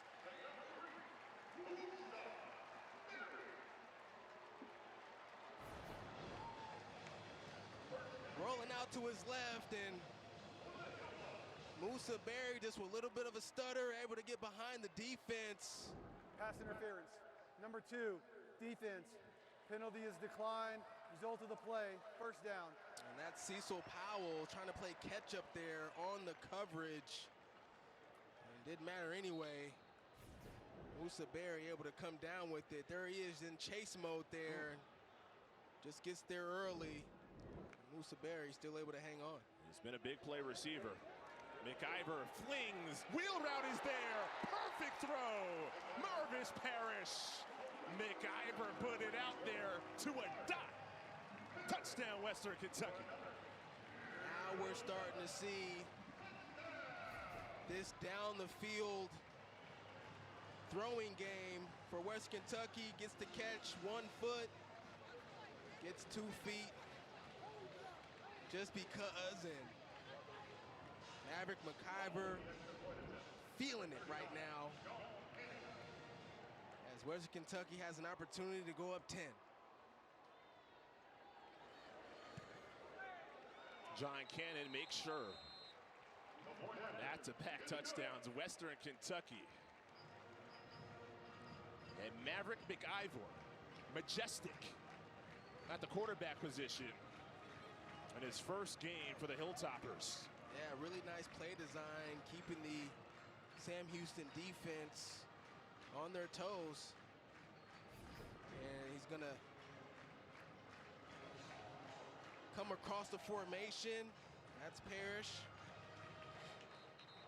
Number 21, and outrun then the linebacker. And that's a matchup running backs like now, Chris. You get that one-on-one matchup with a linebacker on those wheel routes. You feel like you're going to win those 99% of the time, and Parrish able to get it done right there. I mean, what a debut for Parrish. Earn the job as a freshman in camp. True freshman. Gets the first carry, gets the start in his first college game, and shows a versatility out of the backfield, making the catch for his first career touchdown. Cassidy, this one bounces in the end zone. Haven't seen returns from Sam Houston tonight. Marvis Parrish, part of the weaponry of Maverick McIver, and he's a running back. How many? He has 5 catches. It's an offense that likes to utilize their running backs in the passing game. Everybody's an option in this Western Kentucky passing attack, and you see it right there. Parrish, 5 reception in this game, and that last one goes for a touchdown. Annually one of the best passing offenses in college football, no matter the quarterback. Watson trying through the air. One-on-one, far sideline. Penalty flag in.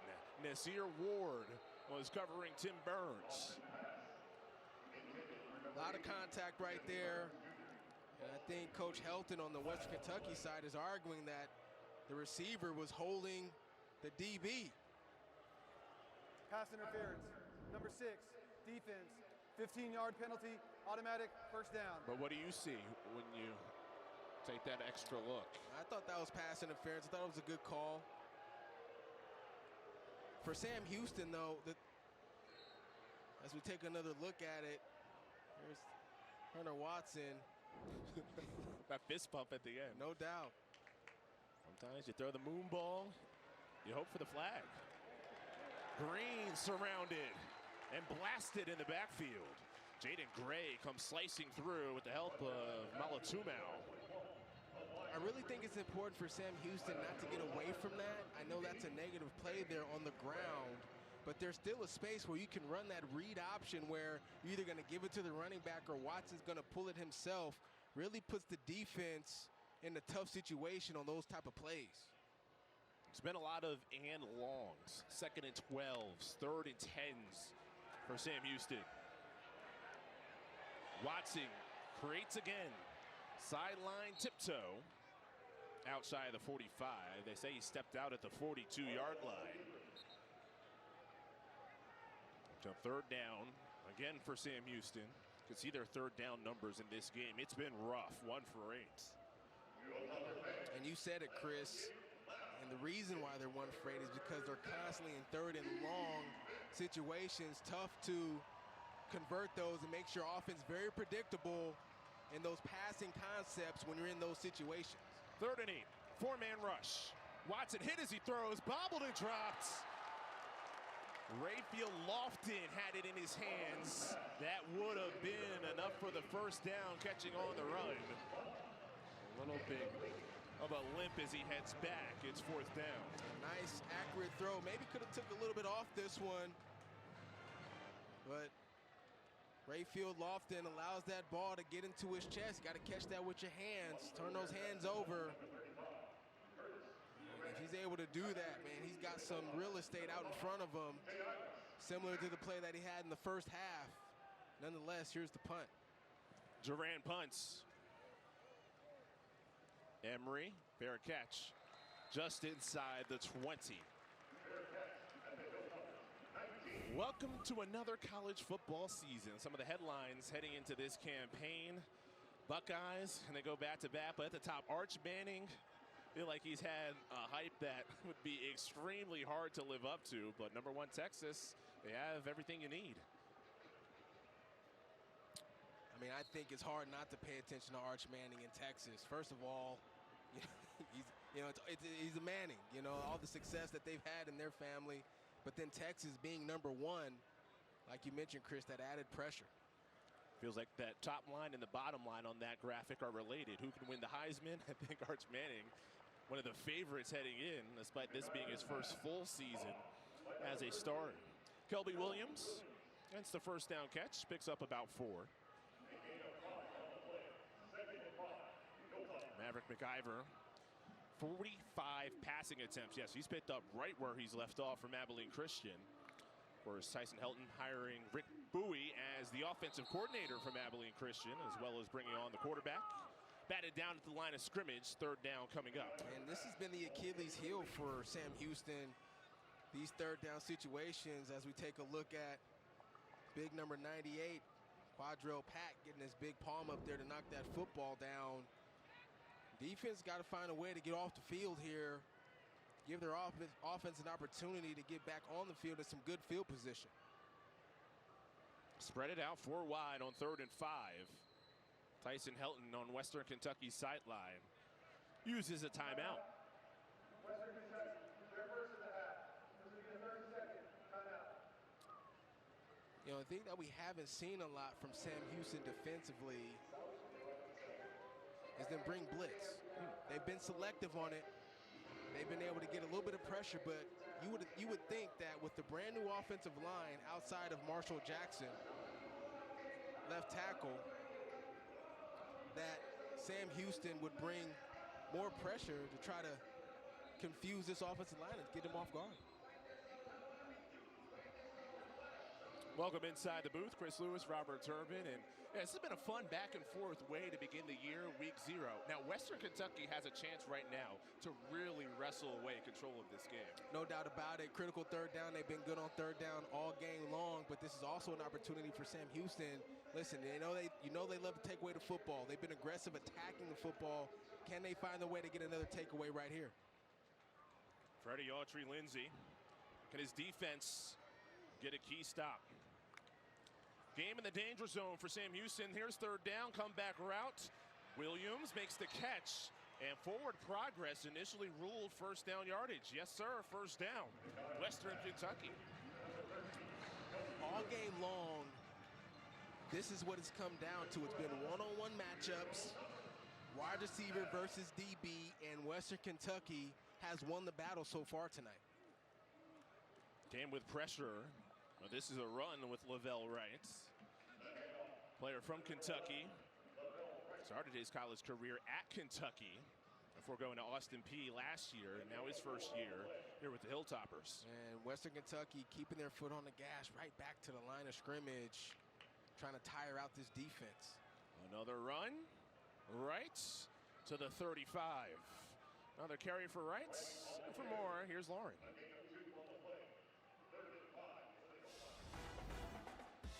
My bad on that. Instead, we'll just keep it here in the booth. Lavelle Wright, Louisville, Kentucky, his hometown. 6 foot, 222 pounds. Mentioned he began his career at Kentucky. Spent 3 years there. Austin Peay a season ago. He scored a touchdown in the second quarter of this game. He's out to the right on this third down. McIver pressured, runs out of time. Flag down. Late pushing and shoving as well. Lawton was the first one there to wrestle the quarterback. Huge play by the defense, much needed. You're gonna get a holding call. Holding, number 65, offense, penalties declined. Result of the play, 4th down. So Smith with the penalty. They decline it. Sam Houston finally gets that key 3rd down stop they needed. Yeah, that was big time. And initially, McIver was looking at right there, Lavelle Wright, towards the sideline to the right side. Wasn't open, tried to hit a shot down the field. Good coverage there by Sam Houston. And that allowed them then to be able to get in the backfield to get the sack.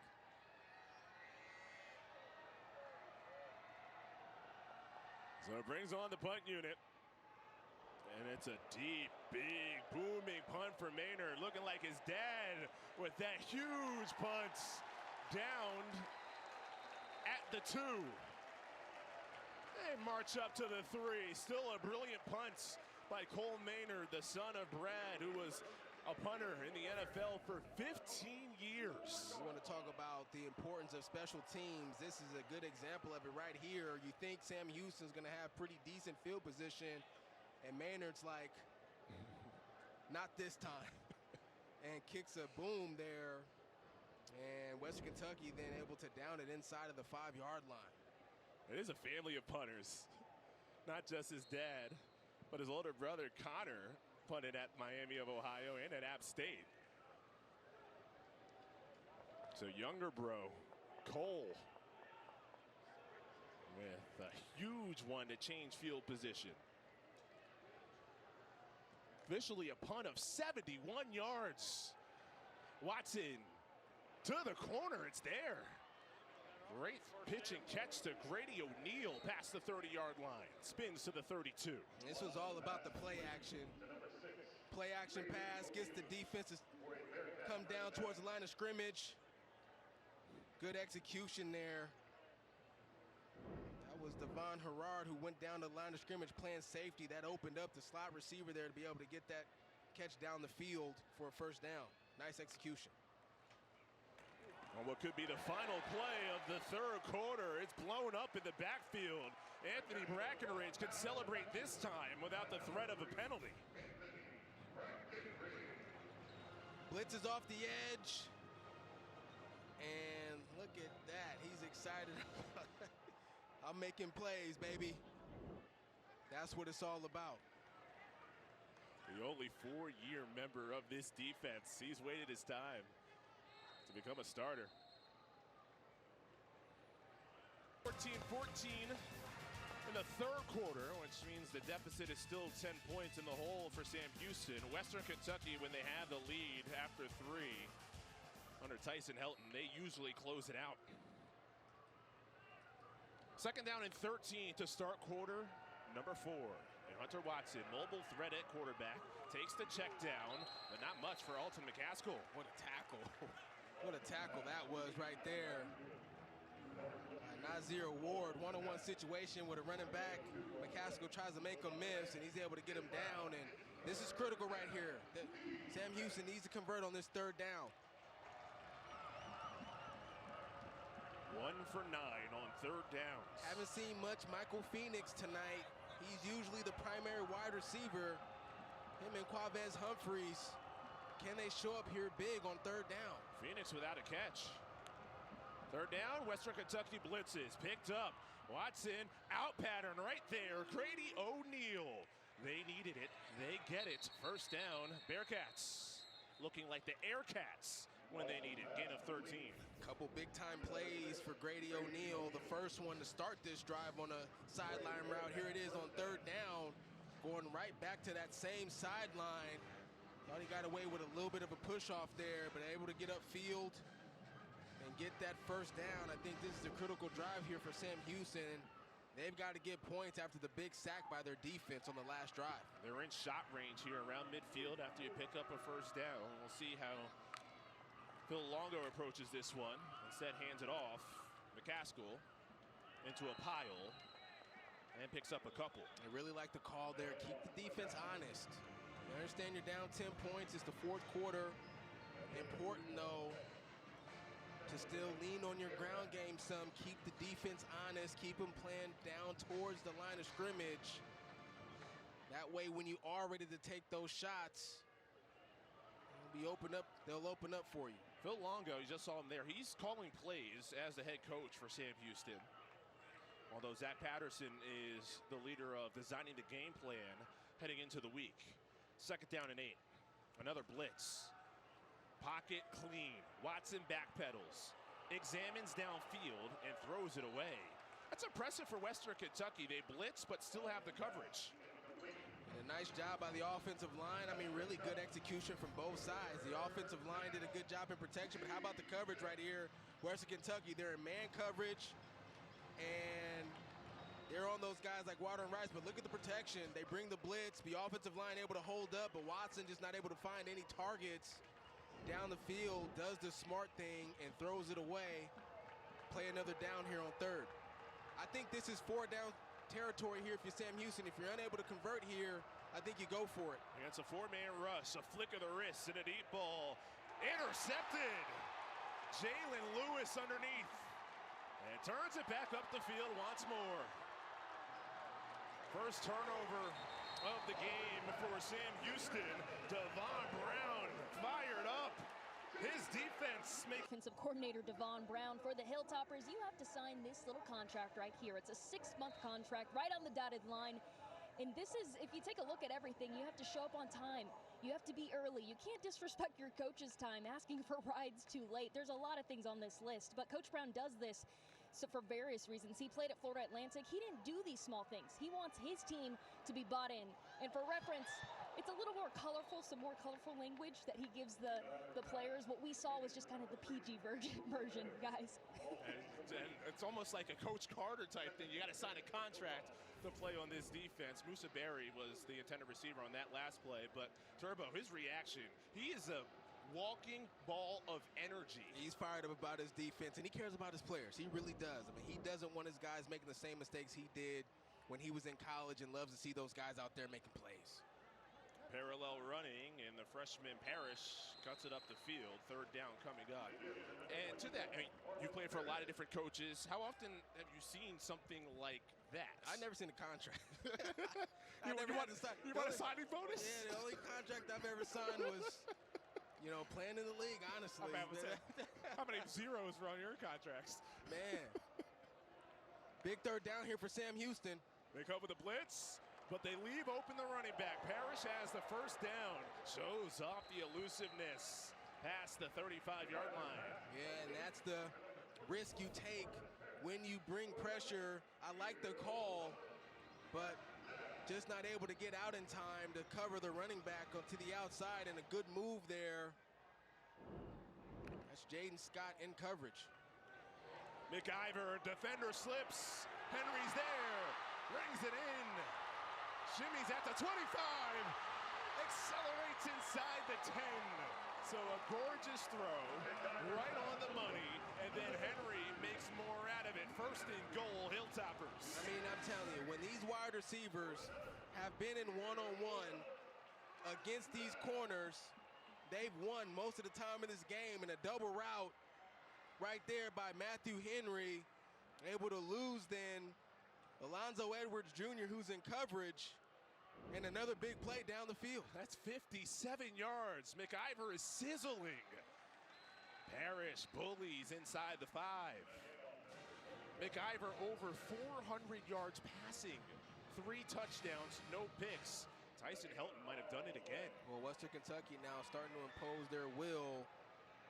And right now, Sam Houston's got too many guys on the field. They're good now. West Kentucky can take their time, get into the right play here. This drive, remember, off the Watson interception. Second down, goal to go. Nick Ivor lowers the shoulder. He's done it all tonight. He's in. Haven't had the official signal yet. There it is. Touchdown, Western Kentucky. Well, he hadn't called his number many times tonight, Chris. He decided to do it there, and a second, third, fourth effort, able to plow his way into the end zone, and Western Kentucky starting to run away with this one tonight.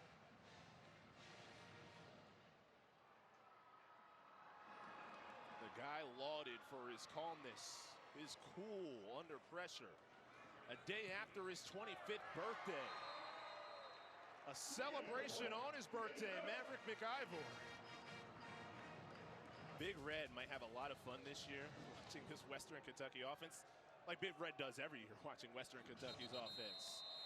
40 piece and 50 pass attempts for Maverick McIvor. Over 400 passing yards, 3 touchdowns. He just ran one in. What a debut for the Abilene Christian transfer. A lot of pressure on him coming in, a lot of high praise on his skill set, but you know, when we talked to Tyson Helton about McIvor, he said, look, he's got to go ahead and prove it. And we like what he's done in training camp. We understand what he did at Abilene Christian, but you know, he hadn't done it on this level. And I'm sure head coach Tyson Helton has liked what he's seen tonight. He's passed nearly every test. Elijah Green out of the backfield on the swing from Watson. Following up on Western Kentucky offensively, and this is a program that no matter what, whether it's a transfer coming in like Austin Reed or like Bailey Zappi, they seemingly find ways to move the football through the air. I'm reminiscent of the Zach Kitley, Bailey Zappi coming in from Houston Baptist in 2021 and them having a record-setting season. You bring in Bowie from Abilene Christian as the offensive coordinator. With his quarterback, it has yielded results in week 0. Green on the ground. So 2 runs, pick up a combined 5 yards. And it's third down. I guess the first was a swing pass, but still third down on medium distance. I think everything for the rest of the game for Sam Houston is 4-down territory. You don't get this third down conversion here, you go for it. And I'd like to see them try to attack this defense down the field. I mean, you're down, but the game's not over. No time to be conservative here. Watson keeps, looks to throw instead of stiff arm as he's escorted out of bounds shy of the sticks. Dave Harrod. That was a misread that time. He had the option to give it to the running back, and that's exactly what he should have done right there, and decided to keep it himself. Not enough for the first down, and like I mentioned, everything on this drive is 4-down territory, and Phil Longo and this offense going for it here to try to keep this drive moving. It's a gotta have it for Sam Houston. 4th and 3. Call timeout. So Sam Houston uses their first of 3 timeouts in the second half with 8:29 to go. Really interesting approach to this drive. I mean, here it is, down big in the game. You start the drive with a throw behind the line of scrimmage. Then you run it, and you run it again. And I would have expected Coach Longo and this offense to try to be aggressive with some shots down the field. Didn't have to be deep, but maybe some more intermediate throws over the middle, things of that nature, you know, to try to push the defense and push this drive and get back in this football game. And so far, they've been really, really conservative on this drive. Well, it's going to be a process for Phil Longo and Sam Houston, no matter what. You come into a team that did win 10 games last year, their second year at FBS, but so much turnover. And Longo, who does have those Sam Houston connections back when he was the offensive coordinator 2014, 2016, that air raid style, but still an adjustment from what they had in years past. And you can see right here, the punt unit is on 4th and 3. Yeah, I I'm surprised. Hey, you said it was 4-down territory from here on out. Longo disagrees. And they sent it back. Fair catch called by Emery. That's actually... You see it right there, 33 for 50, 401 yards, 3 touchdowns, one of them on the ground. And he's been more than excellent tonight, and I think when they watch this film tomorrow, Tyson Helton, Rick Bowie, there he is right there, offensive coordinator who came with him from Abilene Christian.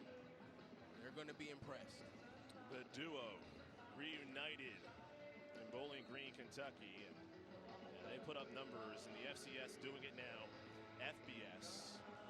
Again, a new quarterback with Caden Veldkamp transferring to FAU to be with Zach Kitley, who's now the head coach there. You remember Kitley and Bailey Zappi, what they did as a transfer OC duo, Houston Baptist, 2021 here at Western Kentucky at their record season. This is run the football time for Western Kentucky. And run they do. Parrish tumbles. Man, is he impressive.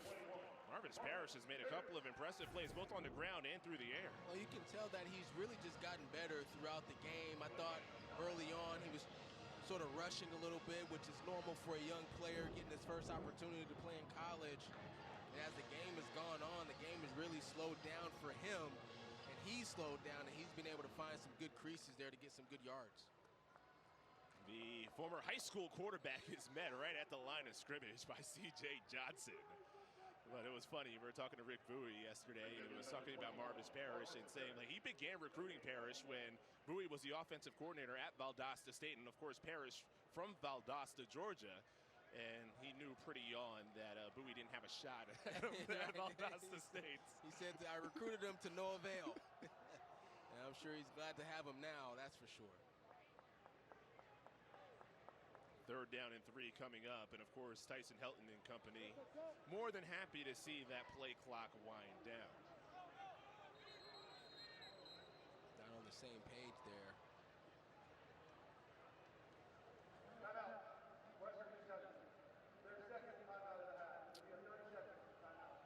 You know, the other thing I thought was really interesting in our conversation with Coach Rick Bowie, offensive coordinator, as we take a look at Tyson Helton. And, you know, they both talked about really the autonomy that Maverick McIver has at the line of scrimmage. And, you know, if he sees he goes to the line of scrimmage, he recognizes something, he can change the play, he can get out of something.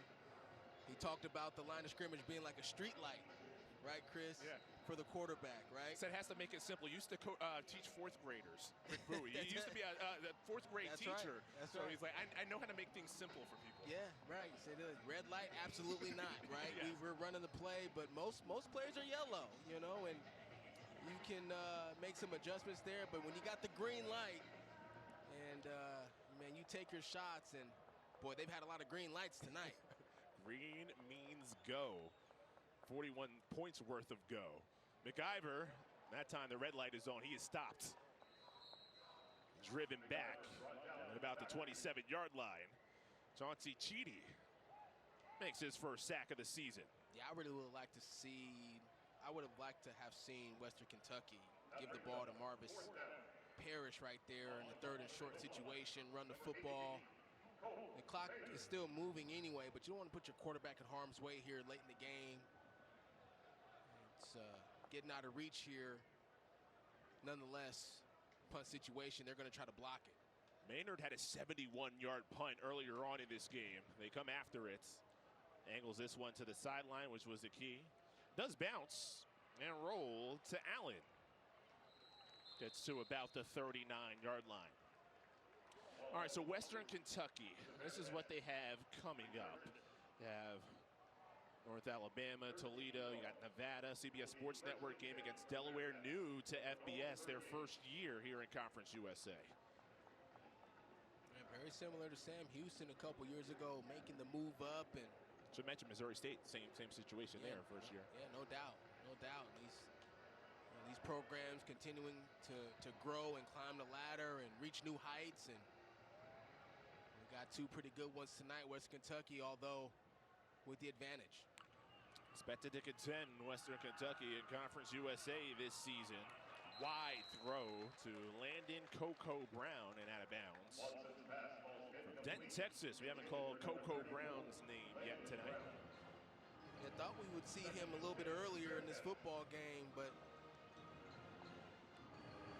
it's interesting because, you know, Coach Longo talked about the depth at the running back position for Sam Houston, but, you know, other than a couple big runs in the third quarter, they've been ineffective. Watson slant. Oh, boy, a big hit right across the middle of the field. A flag comes in. So an incompletion, but we'll check. The officials will sure call targeting here, and then they'll review it. Brady O'Neal was the one to take the worst of it. To me, at full speed, it looked like both players were going for the football. It didn't really even look like the defender was trying to make the Personal hit. foul. Targeting. Number 26. Defense. 15-yard penalty. Automatic first down. Play is under further review. Yeah, I like to take a look at this here because to me it looked like Jai Eugene Jr., that's number 26. He was going for the interception. Let's see here. Oh no, he was trying to make the hit there. Looked like he was trying to get his left shoulder in it. So it's interesting here. The receiver's defenseless, so trying to make the play. So that's the first part of it. That's a tough call right there, man. That is really tough. So the question here is with Eugene, you don't see necessarily a launch, although the helmet is involved, but did he have an action of the helmet See how he to turns, launch into? See how he turns to his left right there? I didn't see a launch. What do you think? And then the other part of the language is forcible contact. Now that's where the forcible contact was certainly there. And the head was involved. This one, I'm glad to have an analyst with me in the booth, like yourself, to make rulings there. And it's good to see O'Neal up because that hit was hard and up high. So here we go. The different elements I was mentioning. The launch, we talked about that. Leading with the helmet, we've talked about that. The receiver was defenseless, which is an indicator there, so we know that's the trigger for this review for targeting, but that first part right there, leaving the feet to attack. See if the officials deem that element here. I think it's going to stand. I think it's going to stand, but it is a really tough call because I don't see a launch. I didn't necessarily even see him lead with his shoulder necessarily. It was more like the left chest area. So of course, with this in the second half, the stakes here would be Jai Eugene Jr. would not be able to play in the first half of the next game against North Alabama. Yeah, I think the call's going to stand. It's a tough one. It's a tough one, and the referees, they have to make that call. But it happens so fast. For our first targeting of the year, I think this is a really close one. Sometimes they're more obvious. This one is really close. Yeah, because like I said, at full speed, it looked like Jai Eugene was trying to make the interception. And when you slow it down, you see there he's sort of breaking down, and then he turns his shoulder, tries to get his head out of it.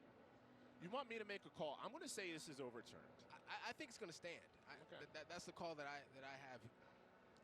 I think it's going to stand. I think it's going to be upheld. The new language, upheld, instead of confirmed or stands. One of the rule tweaks, if you will, language tweaks in college football. And you can tell it's a close call because they're taking a long time to look at this, right? That's a tight one.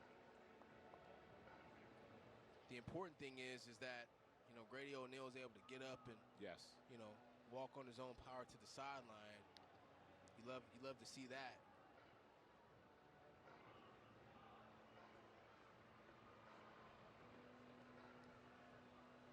It's been a tough one, the debut for Phil Longo as the head coach. Remember, the last time he was a head coach, Longo, was LaSalle, Philadelphia, 2004 and 2005. So we're talking about nearly 2 decades in between stints of being a head coach. And he talked about that as well in terms of, even though he's been a coordinator over the last 20 years or so, he's had similar roles of a head coach. He's had the autonomy, to be able to control the offensive side of things, and he's been involved in the NIL and, all the things that go into the evolution of college football, which you don't normally see from a coordinator, and I think it prepared him to be a head coach here. After review, replay was not able to confirm all aspects of targeting. Therefore, there is no targeting on number 26. He is allowed to stay in the game. Okay, so I said I thought the call was going to be upheld, but I did mention in the beginning that I didn't really see all of the aspects for targeting there. Yeah, we went through the different elements, and you just didn't see. The head was involved, but there wasn't any attack. There wasn't necessarily a launch. And Right. It was close, very close. Really and that's why they close. took their time to make Really sure. close. And that's good news for Jai Eugene Jr., who will be able to finish this game and start the next game against North Alabama. Meanwhile, 3rd down and 10. Sam Houston down 3 scores. Need a big play. Try for the out pattern, just out of the reaching hands of the target, Malik Phillips. And it's 4th down with 6:07 left. Well, I think you got to go for it right here. I mean, game's on the line. And offense is staying on the field this time. I like for them to try to attack something vertical. Everything feels towards the sideline for Sam Houston. See if you can get something towards the middle of the field, down the hash marks there. Gotta have it. 4th down. Watson shimmies. Sidearm throw. It's low and incomplete. The official says no catch.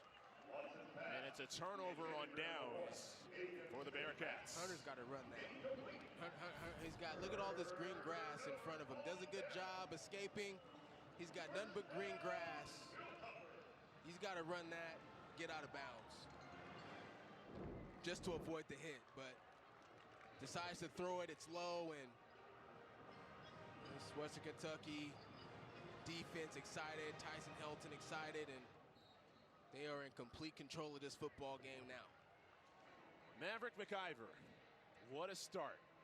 His first game as a Hilltopper, 400 passing yards, 4 total touchdowns in his debut in Conference USA since 2021. Of course, Bailey Zappi with his offensive coordinator from Houston Baptist who came on, and Zach Kitley.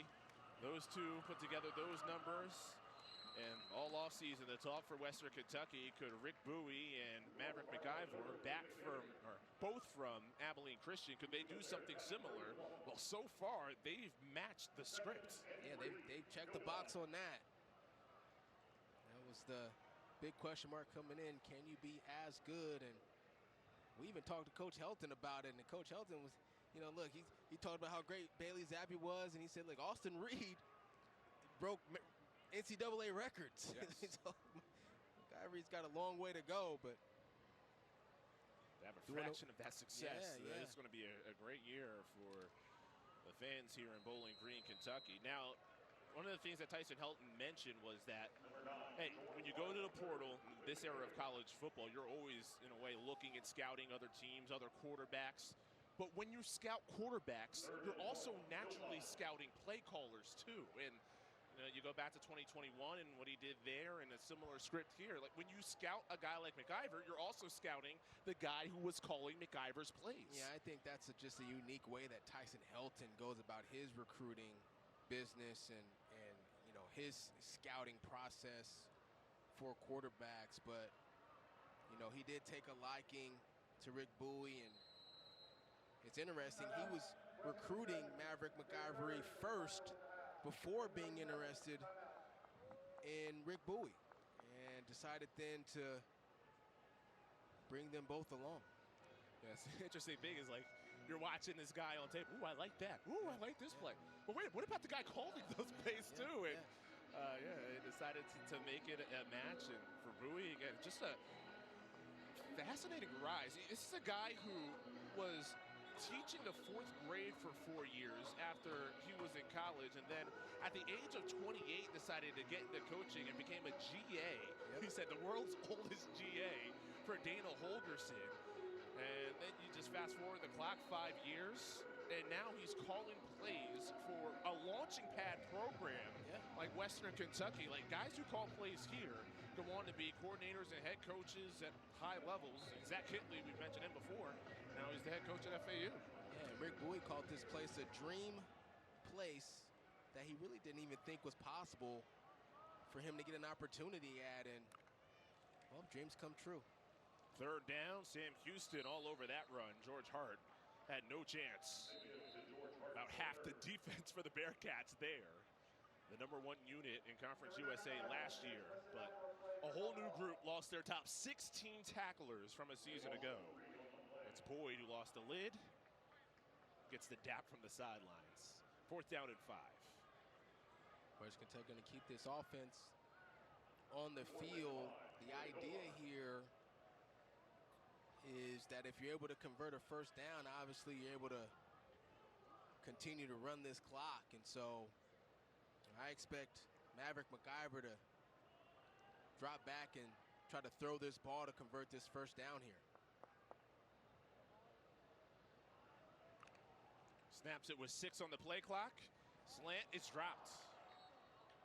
Quincy Burrows can't hang on, so a turnover on downs.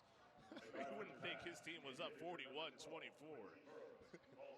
Now he said he has no hobbies, Rick Bowie. He's all football all the time. Yeah, no doubt. Quincy Burrows that time hadn't been involved much tonight.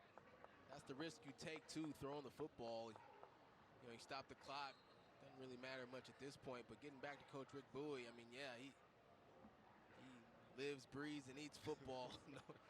His wife told him he needs to get a hobby. I imagine, like, when he was a teacher teaching 4th graders, like, every lesson plan, like, let's do math by adding 7s, touchdowns. 7 plus 7 is 14 plus 7. So, like, every lesson had to be related to the pigskin. No doubt. Watson surrounded. He likes that sidearm motion, knee on the ground when he caught it, so Smith-Matt can't run. But he does have enough for the first. Huge roster turnover, both sides, over 50 transfers for Sam Houston. One of the more difficult parts for the Bearcats is over 30 of their incoming transfers have been since the spring. Had a lot of exits after spring ball and had to fill those gaps.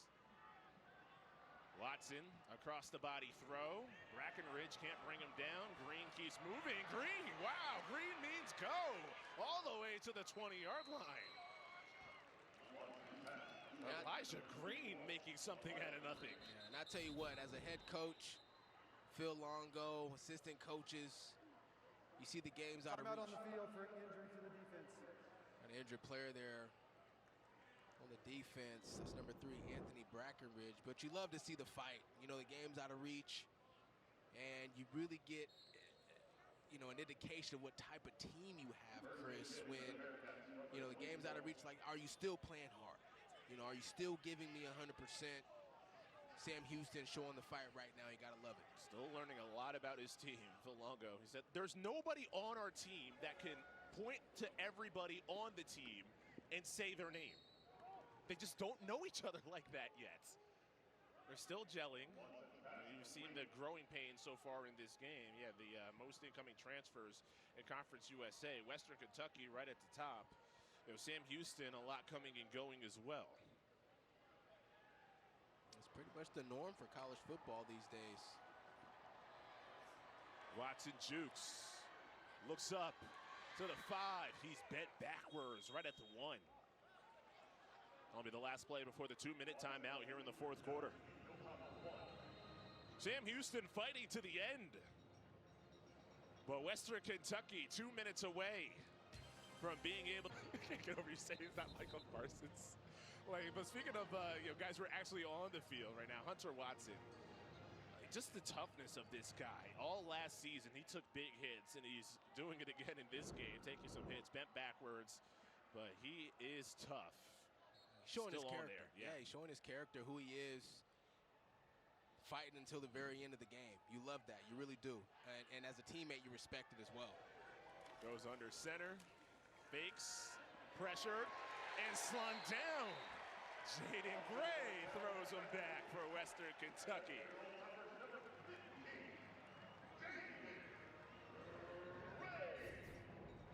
The La Tech transfer coming off the edge and getting into the action as well. And how about the celebration?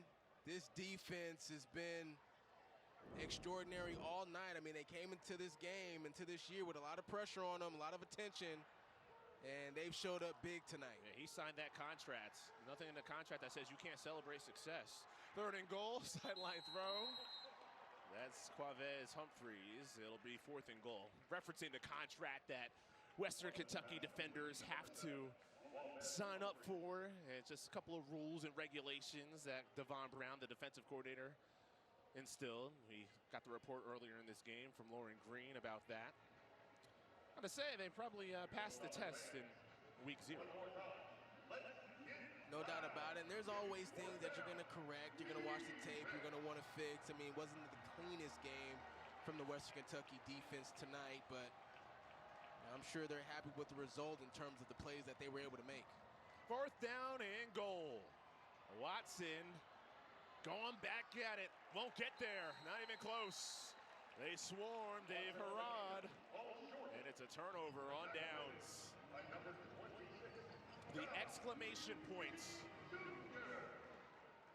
for Western Kentucky's opener in 2025. Trying to make something happen. Nobody open down the field. Again, the coverage.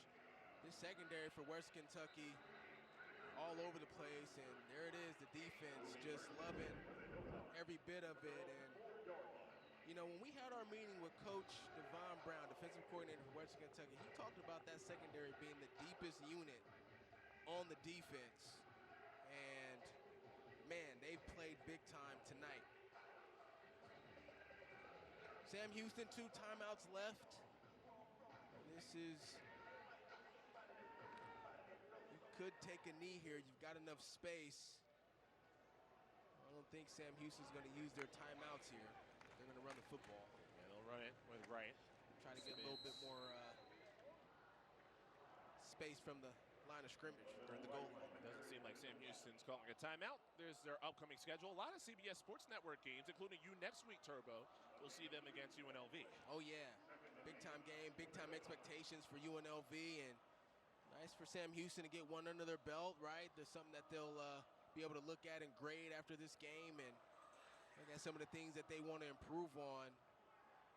I think they've got to be more intentional offensively about running the football with their running backs. Remember, Bauer Stadium, their usual home field, is under renovation, so their home games, they'll have to make a 71-mile drive to Shell Energy Stadium in Houston. Right on the outside, slips a tackle. And if you know that area, 71-mile drive, it might sound like a little over an hour. Depending on time of day, it might be quite a bit more than that. Oh, I'm glad you're telling me now, because I don't know the area. So I guess I better get my mind right for a little traffic. That play will be the last from scrimmage. Western Kentucky. Hey, a lot of new with that guy, Maverick McIver, one of the best names in college football. He plays one of the best games you can as a debut